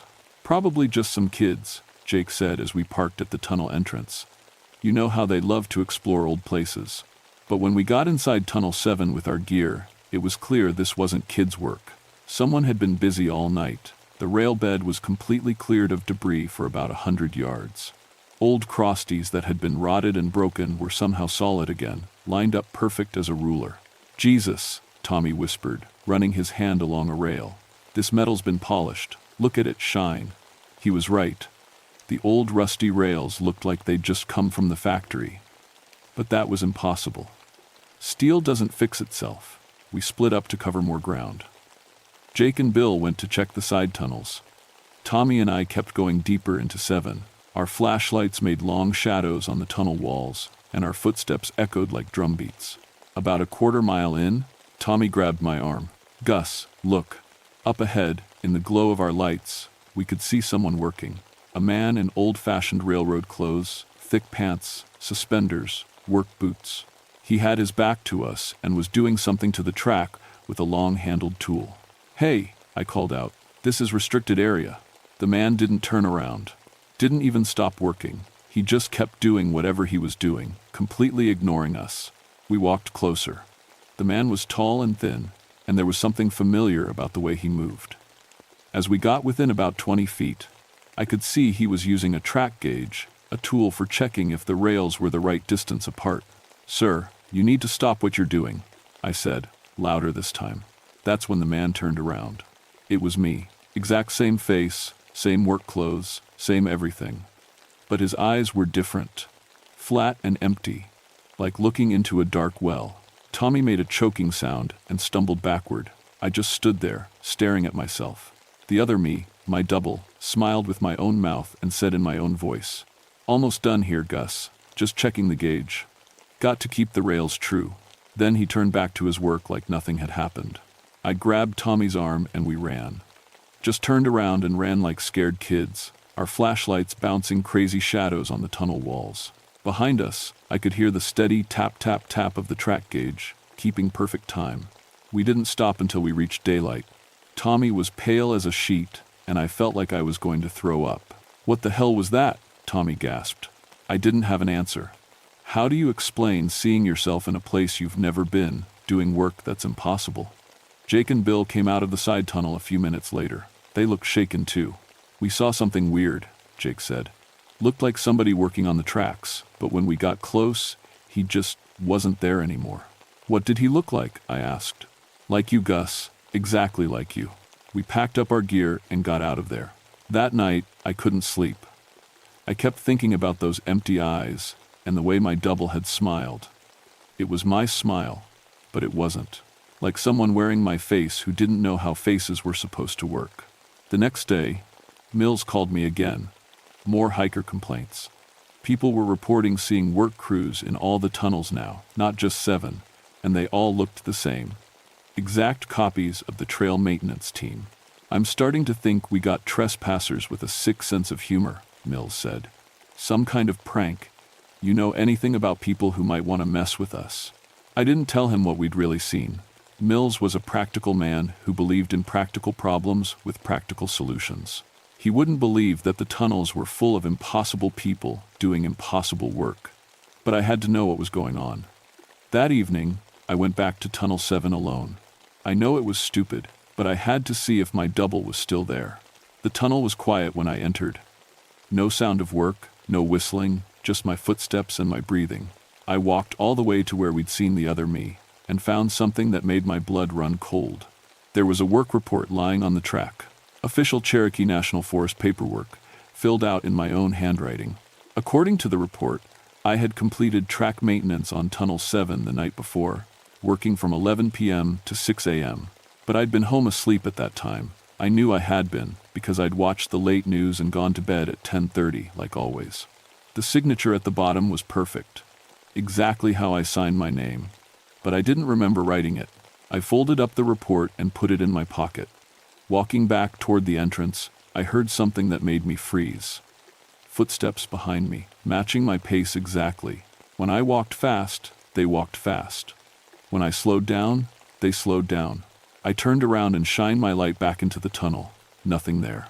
But the moment I started walking again, I heard them, my own footsteps, echoing just a second behind my real ones. I ran the last 100 yards to daylight and didn't look back. That night, I called my brother's widow down in Alabama. I needed to talk to someone who knew me, someone real. "Gus, you sound terrible," she said. "What's wrong? How do you tell someone that you're seeing copies of yourself? That something in those old tunnels is wearing your face and doing your job?" "Just work stuff," I said. "Been having some strange days." "You know," she said, "you always did work too hard. Ever since Johnny died, you've been pushing yourself like you got something to prove. Maybe you should take some time off." After I hung up, I sat in my kitchen drinking coffee and thinking about my brother.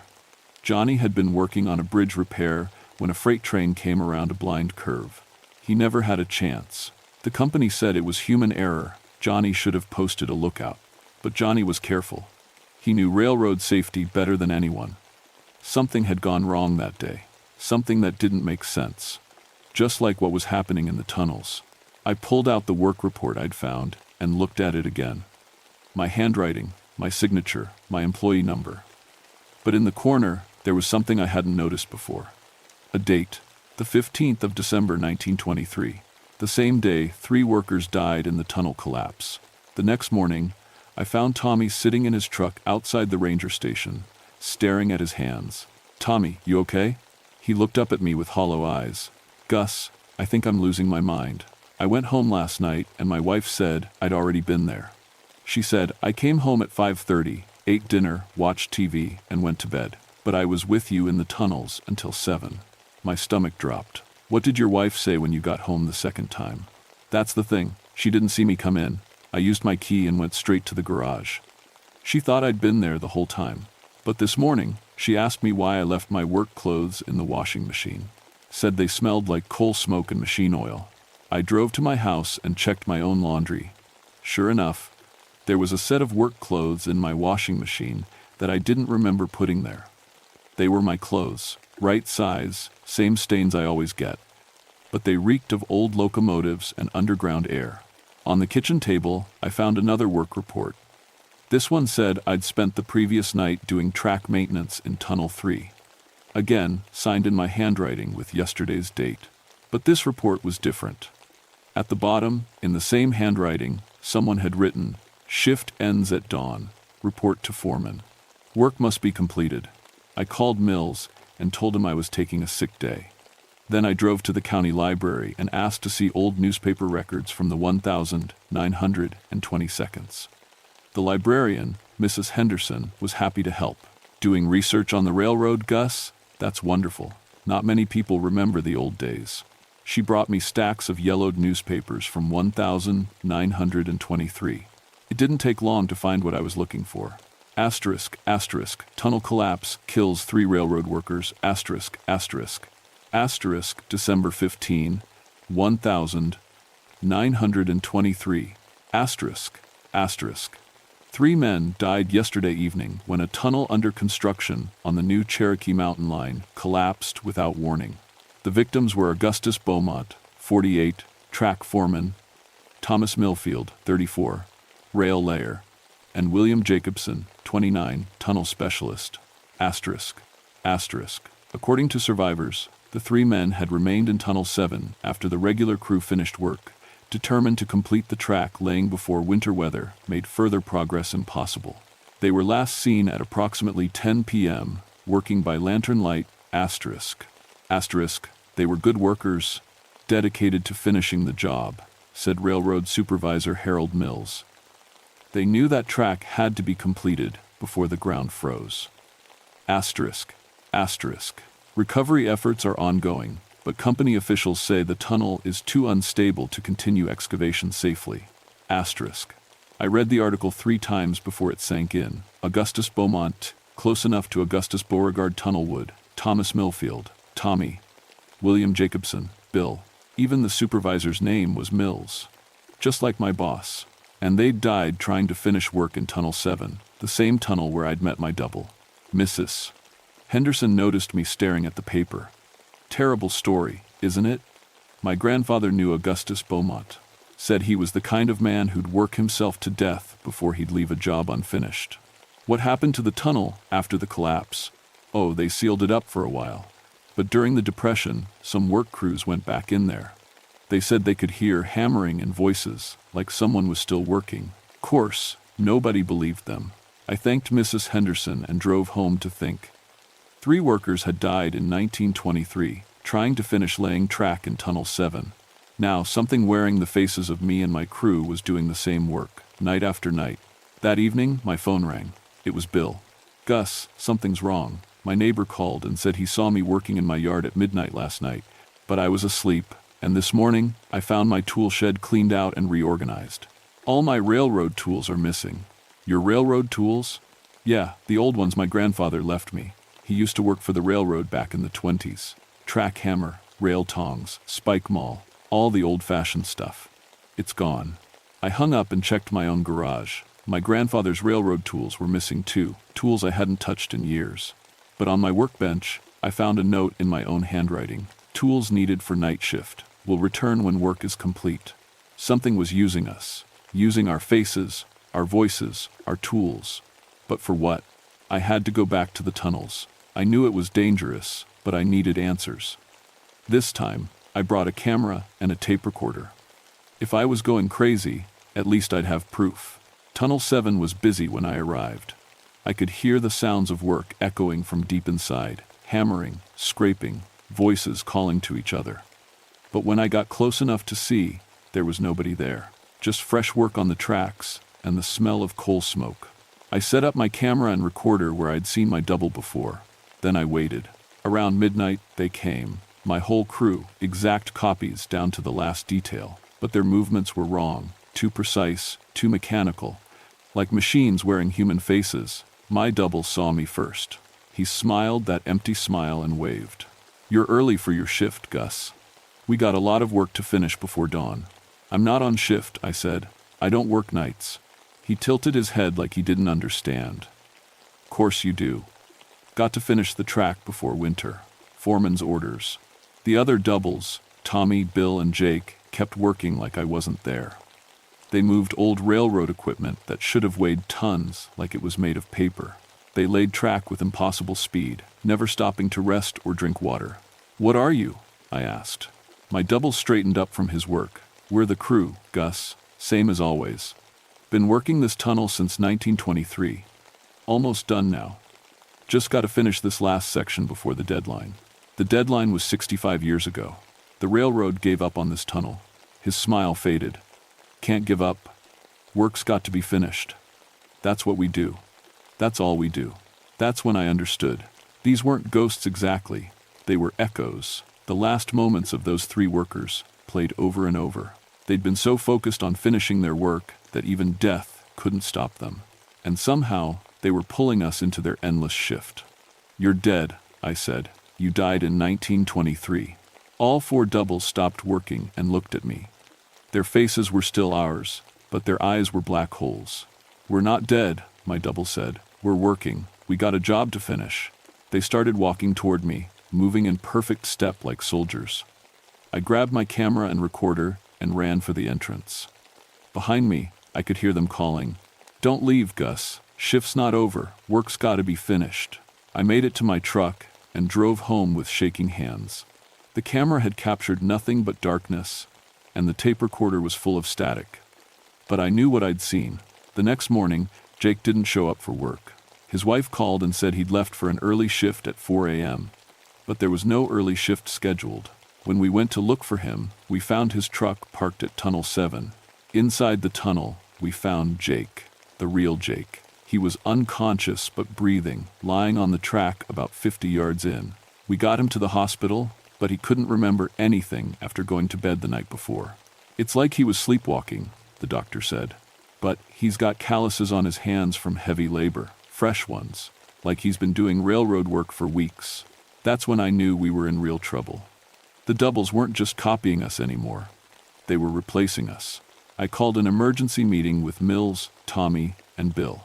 Jake was still in the hospital, and his wife said he kept talking in his sleep about finishing the track before winter.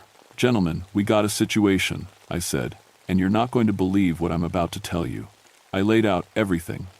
The doubles, the 1,923 accident, the missing tools, the work reports. Mills listened with the patient expression he used for crazy hikers who claimed they'd seen Bigfoot. "Gus, I think you're under a lot of stress," he said finally. "Maybe you should—" "Check your laundry," I interrupted. "All of you. Check your washing machines." They did. They all found clothes they didn't remember washing, all smelling like coal smoke and machine oil. They all found work reports they didn't remember filling out. And they all found notes in their own handwriting about night shifts and deadlines. "This is impossible," Bill whispered. "No," I said. "This is what happens when the dead don't know they're dead." I told them my theory. The three workers who died in 1923 had been so focused on finishing their job that their spirits got stuck in a loop, endlessly trying to complete the track. But spirits can't do physical work alone. They need living people to work through. "They're using us," I said. "Taking our faces, our voices, our bodies while we sleep. And every night, they get stronger. Pretty soon, they won't need us asleep anymore." Mills was quiet for a long time. Finally, he said, "What do you think we should do?" "I think we need to help them finish their work. It's the only way to set them free." Tommy laughed, but it wasn't a happy sound. "You want us to go back into that tunnel? After what happened to Jake?" "Jake's in the hospital because he went alone," I said. "If we go together, stay awake, stay aware of who we are, maybe we can break the loop." It was a crazy plan, but it was the only plan we had. That evening, the four of us went to Tunnel 7 with every light we could carry. We brought tools, coffee, and a determination to end this thing once and for all. The tunnel was quiet when we entered. No sounds of work, no doubles, just the echo of our footsteps and the beam of our flashlights cutting through the darkness. We walked to where the fresh track work ended. There was maybe 50 yards of old, broken rail left to fix, 65 years of work, and they'd almost finished. "This is it," I said. "This is what they've been trying to complete." We started working. Real work, with real tools, fixing the track the way it should have been done in 1923. It was hard labor, and we were all older men, but something about it felt right. Around midnight, they appeared. Our doubles, standing just outside the circle of our work lights. They watched us with their empty eyes, but they didn't interfere. "Why aren't they stopping us?" Bill asked. "Because we're doing their job," I said. "We're finishing what they started." As we worked, I could feel something changing in the tunnel. The air got warmer, and the oppressive feeling that had always made my skin crawl started to fade. The doubles moved closer, but they looked different now. Less mechanical, more human. My double spoke, and for the first time, his voice sounded sad instead of empty. "Thank you," he said. "We've been trying so long to finish, so very long." "Why couldn't you stop?" I asked. "Why couldn't you rest?" Foreman said the work had to be done before winter, said jobs were scarce and good workers don't leave things undone. We promised we'd finish, no matter what. I understood. These men had died trying to keep a promise, and their spirits couldn't rest until that promise was kept. For 65 years, they'd been trapped by their own sense of duty. We worked through the night. As dawn approached, we laid the final rail and drove the last spike. The track was complete, straight and true, from one end of the tunnel to the other. The moment that last spike hit home, everything changed. The doubles smiled, real smiles this time, full of relief and gratitude. "Shift's over," my double said. "Work's done. Time to go home." They started walking toward the back of the tunnel, fading with each step. Just before they disappeared completely, my double turned back. "Take care of this place, Gus. It's good work. Important work." Then they were gone, and the tunnel was just a tunnel again, old and quiet and peaceful. We found Mills at the tunnel entrance when we came out. He'd been worried when we didn't check in, so he'd come looking for us. But the Mills we found wasn't quite right. His eyes were too flat, his smile too empty. "Good work, boys," he said in a voice that sounded like Mills but wasn't. "But there's more track needs fixing. Tunnel 3's got problems. Why don't you head over there?" I looked at Tommy and Bill. They saw it too. Whatever had been controlling the railroad workers was trying to start over with our supervisor. "No," I said firmly. "The work's done. Time to go home." The false Mills tilted his head. "But there's always more work, always more track to lay." "Not for us," I said. "Our shift is over." Something flickered across his face. Confusion, anger, then resignation. Mills shook his head like he was waking up from a dream. "What am I doing here?" he asked. "How did I get here?" We helped him back to his truck and followed him home. I don't think he ever remembered coming to the tunnel that morning. It's been 6 months since that night in Tunnel 7. The strange incidents stopped completely. No more doubles, no more impossible work reports, no missing tools. The tunnels are quiet now, just old railroad artifacts, slowly being reclaimed by the mountain. Jake recovered completely, with no memory of his experience. We never told him the full story, just said he'd been sleepwalking and got lost. Sometimes, though, I catch him staring at the tunnel entrances with a thoughtful expression, like he's trying to remember something important. I still do my rounds through the old railroad territory, checking trails and keeping hikers safe. But now I do it with a deeper understanding of what this place really is. It's not just abandoned infrastructure. It's a monument to working people who cared so much about doing their jobs right that they couldn't let go, even in death. I started researching other old railroad sites in Appalachia, and what I found doesn't surprise me anymore. Lots of stories about ghost workers, phantom trains, voices in abandoned tunnels. Most people dismiss them as folklore, but I know better now. There are places where the living world and the world of the dead overlap, where strong emotions and unfinished business create echoes that can last for generations. The tunnels under Cherokee National Forest were one of those places. But not anymore. The track through Tunnel 7 is complete now, and the workers who died building it have finally gone home. Sometimes, when I'm checking that tunnel, I think I can hear something like contentment in the silence, the peace that comes after a job well done. I've thought about retiring, maybe moving somewhere warmer where the mountains don't hold so many secrets. But this is my territory now, my responsibility. Good workers don't leave things undone, and there's always another trail that needs maintaining, another bridge that needs inspecting. Besides, I understand now that some jobs are bigger than just the work itself. Sometimes you're not just fixing trails or laying track, you're taking care of the people who came before you, making sure their sacrifices aren't forgotten. The railroad workers who died in 1923 weren't just building a tunnel, they were trying to connect isolated mountain communities, to bring progress and opportunity to places that had been forgotten by the outside world. That's work worth finishing, work worth remembering. So I keep making my rounds, keeping the trails safe, and telling the story to anyone who'll listen. Not the ghost story version, the real story, about working people who cared so much about their jobs that death couldn't stop them from trying to finish what they'd started. That's a kind of dedication you don't see much anymore. Maybe that's something we've lost in our modern world. The understanding that some work is bigger than ourselves, that the things we build and maintain will outlast us and matter to people we'll never meet. The tunnels are quiet now, but they're not empty. They're full of history, full of the sweat and effort of people who believed their work mattered. And maybe, late at night when the wind blows through the mountain passes, you can still hear an echo of their pride. I'll keep listening. It's part of the job.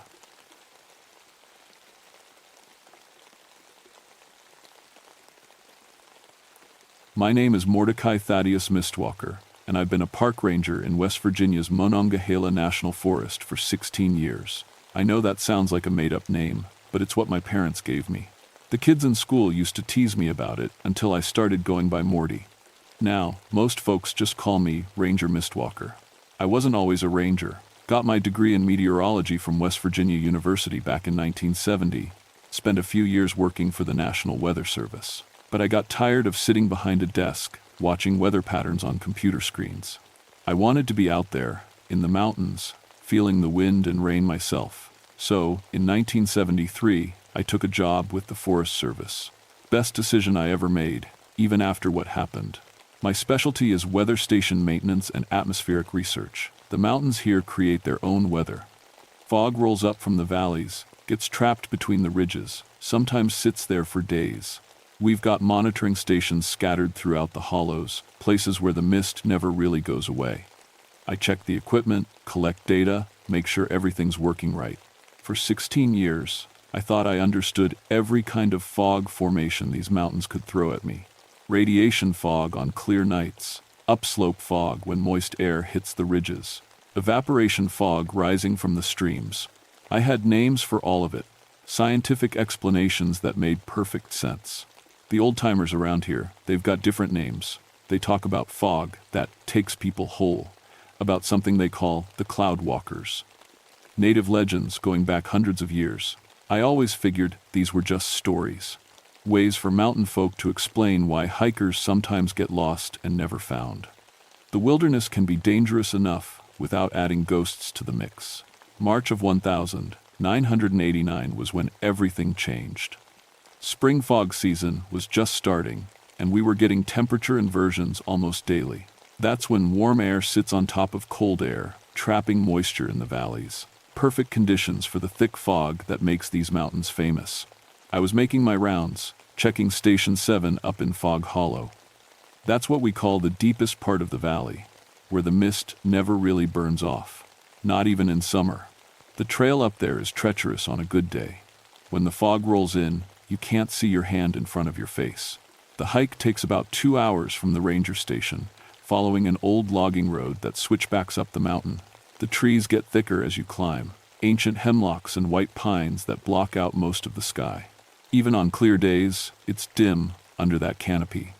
When the fog comes, it's like walking into a white cave. I'd made this trip dozens of times, could probably do it blindfolded. But that morning, something felt different. The air was too still, too quiet. Usually you hear birds, squirrels rustling through the leaves, water trickling over rocks. But as I got closer to the hollow, all that stopped. Just silence, thick as cotton in my ears. The fog started about a quarter mile from the station. At first, just wisps curling around the tree trunks. Then it got thicker, until I could barely make out the trail markers. My equipment readings were all normal. Temperature steady at 42 degrees, humidity at 90%, light wind from the southwest. Everything looked right on paper, but it didn't feel right. I've been in fog thousands of times. It's just water droplets suspended in air, nothing more mysterious than a cloud touching the ground. But this fog felt aware, like it was watching me, waiting for something. Every step I took echoed wrong, like the sound was coming from behind me instead of ahead. By the time I reached Station 7, I couldn't see more than 3 feet in any direction. The weather station looked like a ghost ship floating in white space. Solar panels, wind gauge, temperature sensors, all the familiar equipment, but somehow strange in the thick mist. I checked the data logger first. That's when I saw the first impossible reading. According to the instruments, the barometric pressure had dropped to 28.5 inches of mercury. That's hurricane-level low pressure. But we were nowhere near any storm system. The Weather Service had predicted clear skies all week. I tapped the gauge, thinking it was broken, but the reading stayed the same. Temperature was another problem. The digital thermometer showed 42 degrees, just like my handheld unit. But the old mercury thermometer attached to the station showed 38 degrees. 4 degrees difference between instruments sitting 3 feet apart. That doesn't happen with properly calibrated equipment. And then there was the humidity reading, 110%. That's not possible. Air can't hold more moisture than air can hold. It's like saying water is wetter than wet. But there it was, glowing green on the digital display. 110%. I started checking all the connections, making sure nothing was loose or corroded. The fog was so thick now I had to feel my way around the station with my hands. That's when I heard the voice. "Morty, you up there?" I froze. Nobody was supposed to be in the hollow. It's restricted access, too dangerous for casual hikers. And whoever was calling knew my nickname. "Hello?" I called back. "Who's there?" The fog swallowed my voice like it was eating the sound. No echo, no reply, just that suffocating silence. I waited, listening. Nothing but my own heartbeat and the soft drip of moisture from the trees. Maybe I'd imagined it. Fog can play tricks on your hearing, make you think you're hearing voices when it's just wind through the leaves. But there wasn't any wind. I finished my equipment check as fast as I could. Something about that fog made my skin crawl. It wasn't just thick, it was wrong somehow. Too white, too still, too quiet, like being wrapped in wet cotton. As I packed up my tools, I heard the voice again. Closer this time. "Morty, where are you? I can't see anything." My blood went cold. I knew that voice. It was Danny Kowalski, a local hiker who'd gone missing 3 weeks earlier. Search and Rescue had spent a week looking for him before calling it off. We figured he'd fallen into a ravine somewhere, maybe got turned around and died of exposure. "Danny?" I called out. "Danny, is that you?" "I'm lost, Morty. Been walking for hours. This fog won't lift." The voice seemed to come from everywhere at once. To my left, then my right, then somewhere above me in the trees. I pulled out my flashlight, but the beam just bounced off the white wall of mist. "Keep talking, Danny. I'll find you." I started moving toward where I thought the voice was coming from. The trail disappeared completely in the fog. I had to feel my way from tree to tree, using the trunks as guideposts. The ground was soft under my boots, covered in a carpet of wet leaves that muffled every step. "I can't find the trail," Danny's voice said. "Everything looks the same. Just white, everywhere." "Stay where you are," I told him. "Don't move. I'm coming to you." But as I stumbled through the fog, the voice kept shifting position. Sometimes it sounded like it was just ahead of me. Then it would come from behind, or off to one side. Like Danny was walking in circles around me, always just out of sight. After 20 minutes of this, I stopped. Something was very wrong. Even in thick fog, you can usually hear footsteps, breathing, the rustle of clothes as someone moves. But I heard nothing except Danny's voice, floating in the white void like it was coming through a radio. "Danny, stand still and shout as loud as you can. I need to get a fix on your position." Silence. Then very softly, "I don't think I can do that, Morty." The voice was different now, flatter, like someone talking in their sleep. And there was something else underneath it, a sound like wind through a cave, or maybe dozens of people whispering at once. "Why not?" I asked, though every instinct was telling me to run. "Because I'm not really here." The fog around me started to move, not drifting like normal fog, but shifting in patterns, forming shapes. For just a moment, I saw something that looked like a face floating in the mist. Danny's face. But wrong somehow. Too pale, eyes too wide, mouth moving without making sound. Then it was gone, and I was alone again in the white silence. I backed toward where I thought the weather station was, feeling behind me with my hands. The fog seemed to follow, pressing closer, like it was trying to wrap around me. My breathing got shallow. The air felt thick, hard to pull into my lungs. That's when I heard the other voices. "Help me," a woman's voice, scared and tired. "I've been walking for days." "Mom? Mom, where are you?" A child, maybe 8 or 9 years old. "Anyone out there? Please, I can't find my car." An older man, voice shaking with fear. All around me, floating in the fog like sounds from a dream. Voices of people who'd gone missing in these mountains over the years. People I'd helped search for, people we'd never found. I ran. Didn't matter that I couldn't see where I was going. Didn't matter that I might trip over a root or walk off a cliff. I crashed through the underbrush, branches tearing at my jacket, fog flowing around me like water. Behind me, the voices followed. "Don't leave us, Morty. We're so cold. The fog won't let us go." I don't know how I found the trail. Maybe luck, maybe some ranger instinct I'd developed over the years. But suddenly I was on solid ground, running downhill as fast as my legs would carry me. The fog thinned as I descended, until I could see trees again, then patches of sky. By the time I reached the ranger station, my heart was hammering so hard I thought it might burst. I sat on the porch for 10 minutes, just breathing normal air, looking at normal trees under a normal blue sky. Inside, I called my supervisor, Chuck Morrison. Told him I'd had equipment problems at Station 7, that some of the readings were impossible, didn't mention the voices. Chuck would have thought I was losing my mind. Maybe I was. That afternoon, I drove over to the county library and spent hours reading old newspapers, missing persons reports going back 50 years.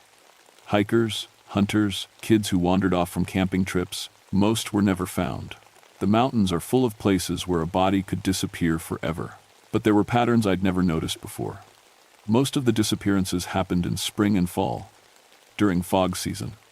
And they were clustered around the same areas: Fog Hollow, Misty Ridge, the valleys where the mist lingered longest. One article from 1967 caught my attention. A search and rescue volunteer named Bill Henderson had been leading a team looking for a missing teenager. According to his report, they'd been following the boy's tracks when a sudden fog bank rolled in. Henderson claimed he heard the teenager calling for help, but when they tried to follow the voice, it led them deeper into the wilderness instead of toward safety. The boy was never found, but Henderson was so shaken by the experience that he quit the search team and moved away from the area. The newspaper quoted him as saying, "That wasn't no natural fog. Something lives in it, and it's hungry." I closed the newspaper with shaking hands. 60 years of missing people, 60 years of fog that didn't behave like fog should, and now it knew my name. I didn't sleep much that night. Every time I closed my eyes, I heard those voices calling from the fog. Danny Kowalski, asking for help. The woman who'd been walking for days, the child looking for his mother. The next morning, I called Dr. Sarah Vance at the university. She was an atmospheric scientist I'd worked with before, someone who specialized in unusual weather patterns. If anyone could explain what I'd experienced, it was her. "I need you to look at some atmospheric data," I told her. "There's something strange happening in Fog Hollow." "Strange how?" Dr. Vance sounded interested. She loved a good scientific mystery. Impossible barometric readings, temperature variations that don't make sense. Humidity levels over 100%. There was a pause. "That's not possible, Morty. Your equipment must be malfunctioning." That's what I thought, but I checked everything twice. "The readings are real. I'll be up tomorrow," she said.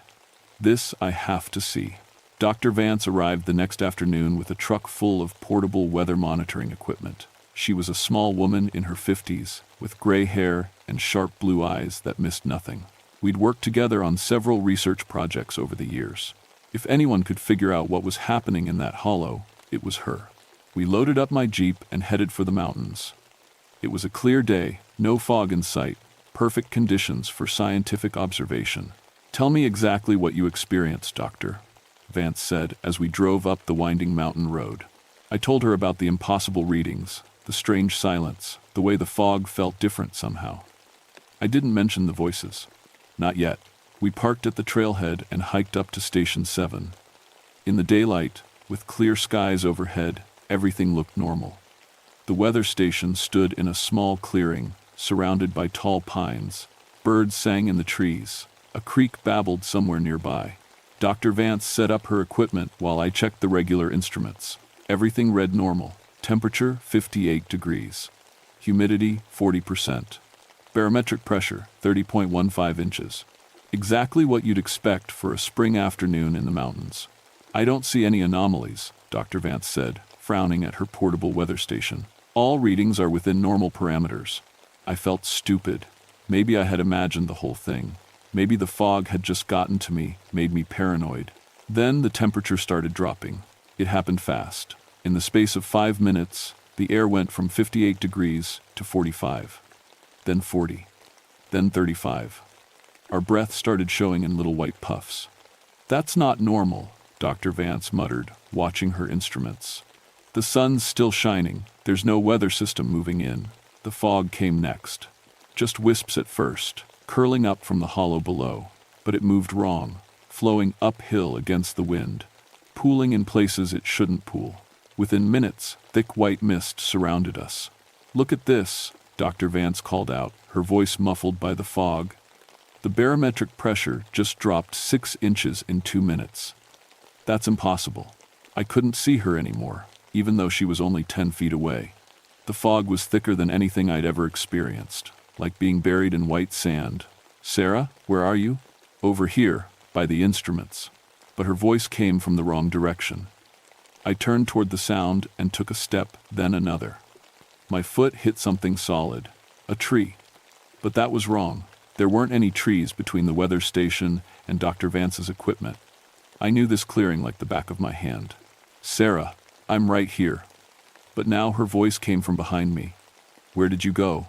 I pulled out my compass. The needle spun wildly, unable to find magnetic north. My altimeter showed 3 different elevations in the space of 30 seconds. 2,800 feet, then 3,200, then 1,900. Like the ground itself was shifting under my feet. That's when I heard the new voice. Dr. Vance, is that you? A man's voice, unfamiliar but friendly. Thank God, I've been lost for hours. Who's there? Dr. Vance called out. My name's Robert Chen. I'm a graduate student from the university. I was collecting soil samples when this fog rolled in.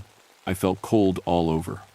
Dr. Vance hadn't told anyone else about this trip, and no graduate students were authorized to be in this restricted area. Stay where you are, I shouted. Don't move toward that voice. Why not? Dr. Vance asked. If someone's lost, because Robert Chen disappeared in these mountains 2 years ago. His body was never found. Silence. Then Dr. Vance's voice, very small. Oh my God. The fog started moving faster, swirling in patterns that made no sense. And with it came more voices. Dozens of them. All the missing people from my newspaper research, calling out for help, begging to be rescued. I grabbed Dr.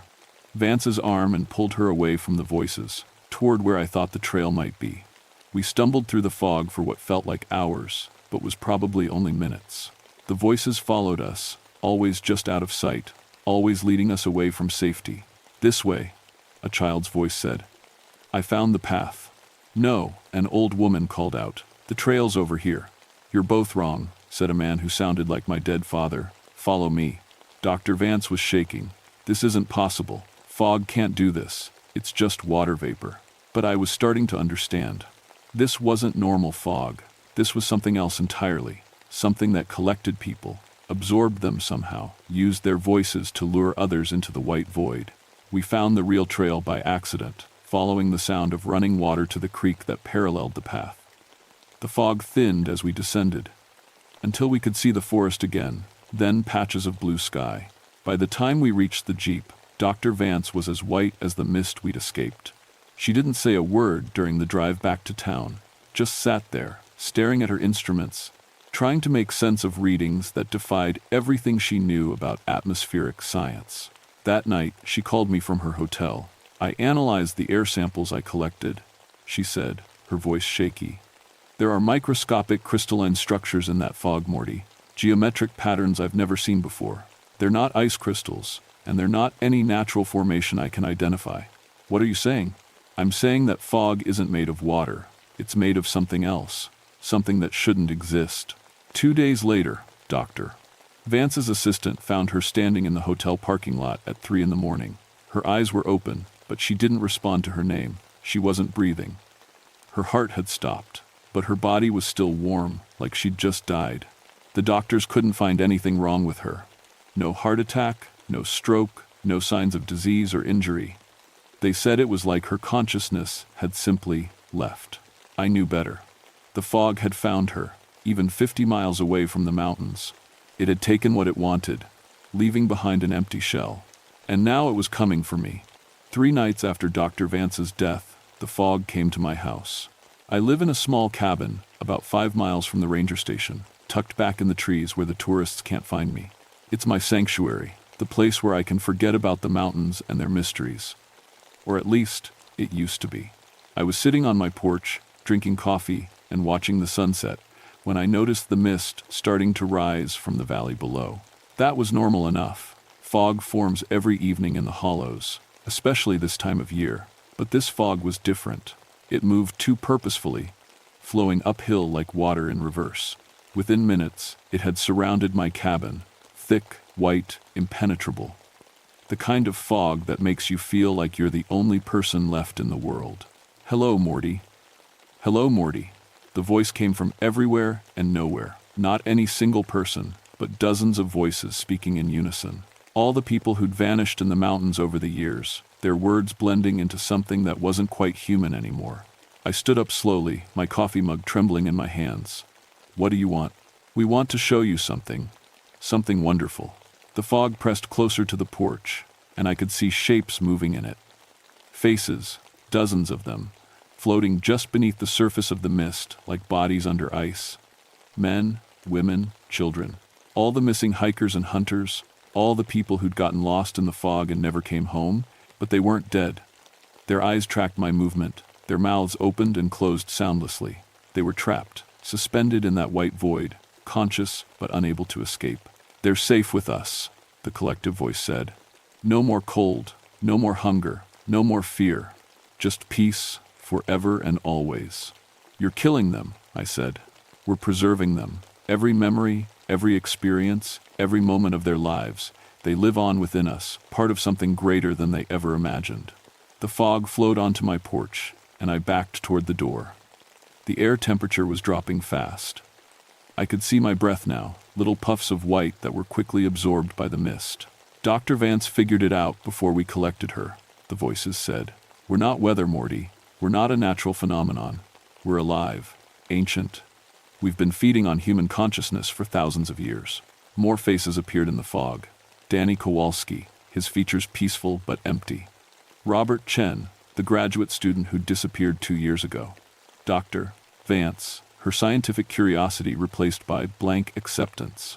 The Native Americans knew about us. They called us the Cloud Walkers, the spirits that dwelt between earth and sky. Your people forgot the old warnings, wandered into our domain unprepared. I reached the cabin door and fumbled for the handle. The fog was seeping through the screens now, curling under the door, reaching for me with tendrils of white mist. Every person we absorb makes us stronger, smarter. We learn their knowledge, their skills. Dr. Vance taught us so much about your modern science. From you, we could learn the patterns of these mountains, the movements of your fellow rangers. Think how many more we could collect with that knowledge. Inside the cabin, I grabbed my weather radio and started scanning frequencies. Most of the channels were dead, filled with static. But on one frequency, I heard something that made my blood freeze.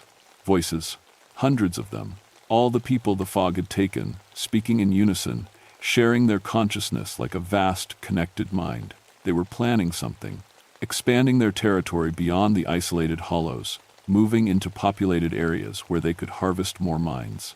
"You can't run from weather, Morty," the collective voice said. The fog was pouring through the windows now, despite the fact that they were closed. "We're everywhere the mist touches. Every valley, every mountain, every cool morning when the conditions are right." I ran to my equipment closet and pulled out the emergency weather kit, portable barometer, wind gauge, temperature sensors, and most importantly, the atmospheric ionizer I'd borrowed from the Weather Service years ago and never returned. The ionizer was designed to seed clouds with electrical charges, helping to disperse fog at airports during low visibility conditions. I'd never used it, but I understood the principle. Electrical charges could disrupt the crystalline structures Dr. Vance had found in the fog samples. Joining us is inevitable, the voices said as fog filled the cabin. Why struggle against the natural order? Your consciousness will live forever as part of our collective. You'll know everything we know, see through 1,000 eyes. The faces in the fog pressed closer. I could almost touch them now, almost hear their individual voices underneath the collective whisper. Some looked peaceful, accepting their fate. Others seemed to be silently screaming. I switched on the ionizer and pointed it at the thickest concentration of fog. The machine hummed to life, generating a field of charged particles that made the air itself seem to crackle with energy. The effect was immediate. The fog recoiled like it had been burned, the faces within it contorting in what might have been pain or surprise. For a moment, the collective voice faltered, becoming a discordant mess of individual cries. Impossible, they said, but their unity was breaking. You cannot, we are eternal. The mist is our domain. I cranked the ionizer to maximum power. The electrical field filled the cabin, making my hair stand on end. The fog began to dissipate, breaking apart into wisps and tendrils that fled toward the windows. But I knew this was only temporary. The ionizer was a portable unit, powered by batteries that wouldn't last long. And even if I could keep it running, the fog could simply wait me out, surrounding my cabin until I had to sleep or eat or venture outside. As the mist retreated, I heard one final message from the collective. This isn't over, Morty Mistwalker. We know where you live now. We know where all your people live. The fog comes every night. Then they were gone, leaving behind only the normal evening mist and the sound of my own ragged breathing.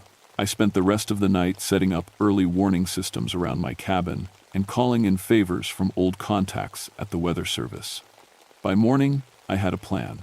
It wasn't much, but it might save a few lives. 3 years have passed since my encounter with what I've come to think of as the Fog Hollow Collector. I'm still a ranger, still checking weather stations in the mountains of West Virginia. But everything is different now. I've set up an unofficial warning network with other rangers throughout the Appalachian mountain system. When atmospheric conditions are right for the supernatural fog, sudden temperature drops, impossible humidity readings, barometric pressure changes that don't match any known weather patterns, we sound the alarm. Close trails, evacuate campers, keep people away from the valleys where the mist lingers longest. The official reports list these as atmospheric anomaly precautions. The bureaucrats in Charleston think I'm overly cautious about weather safety. They don't need to know the truth. They wouldn't believe it anyway.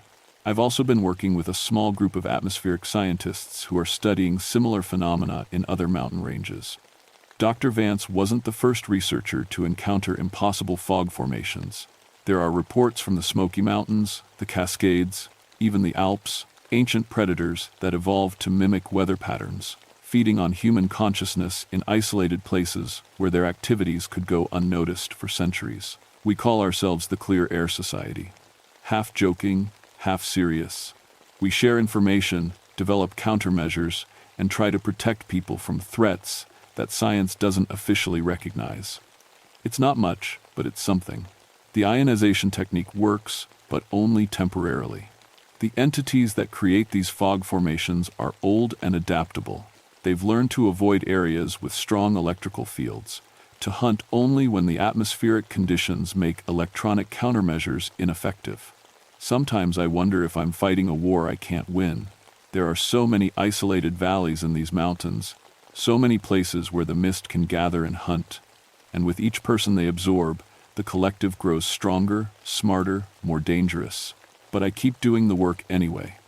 Because every warning I send out, every trail I close, every family I evacuate from a campground might save someone from ending up as another face in the fog. Last month, I got a call from a ranger in Tennessee.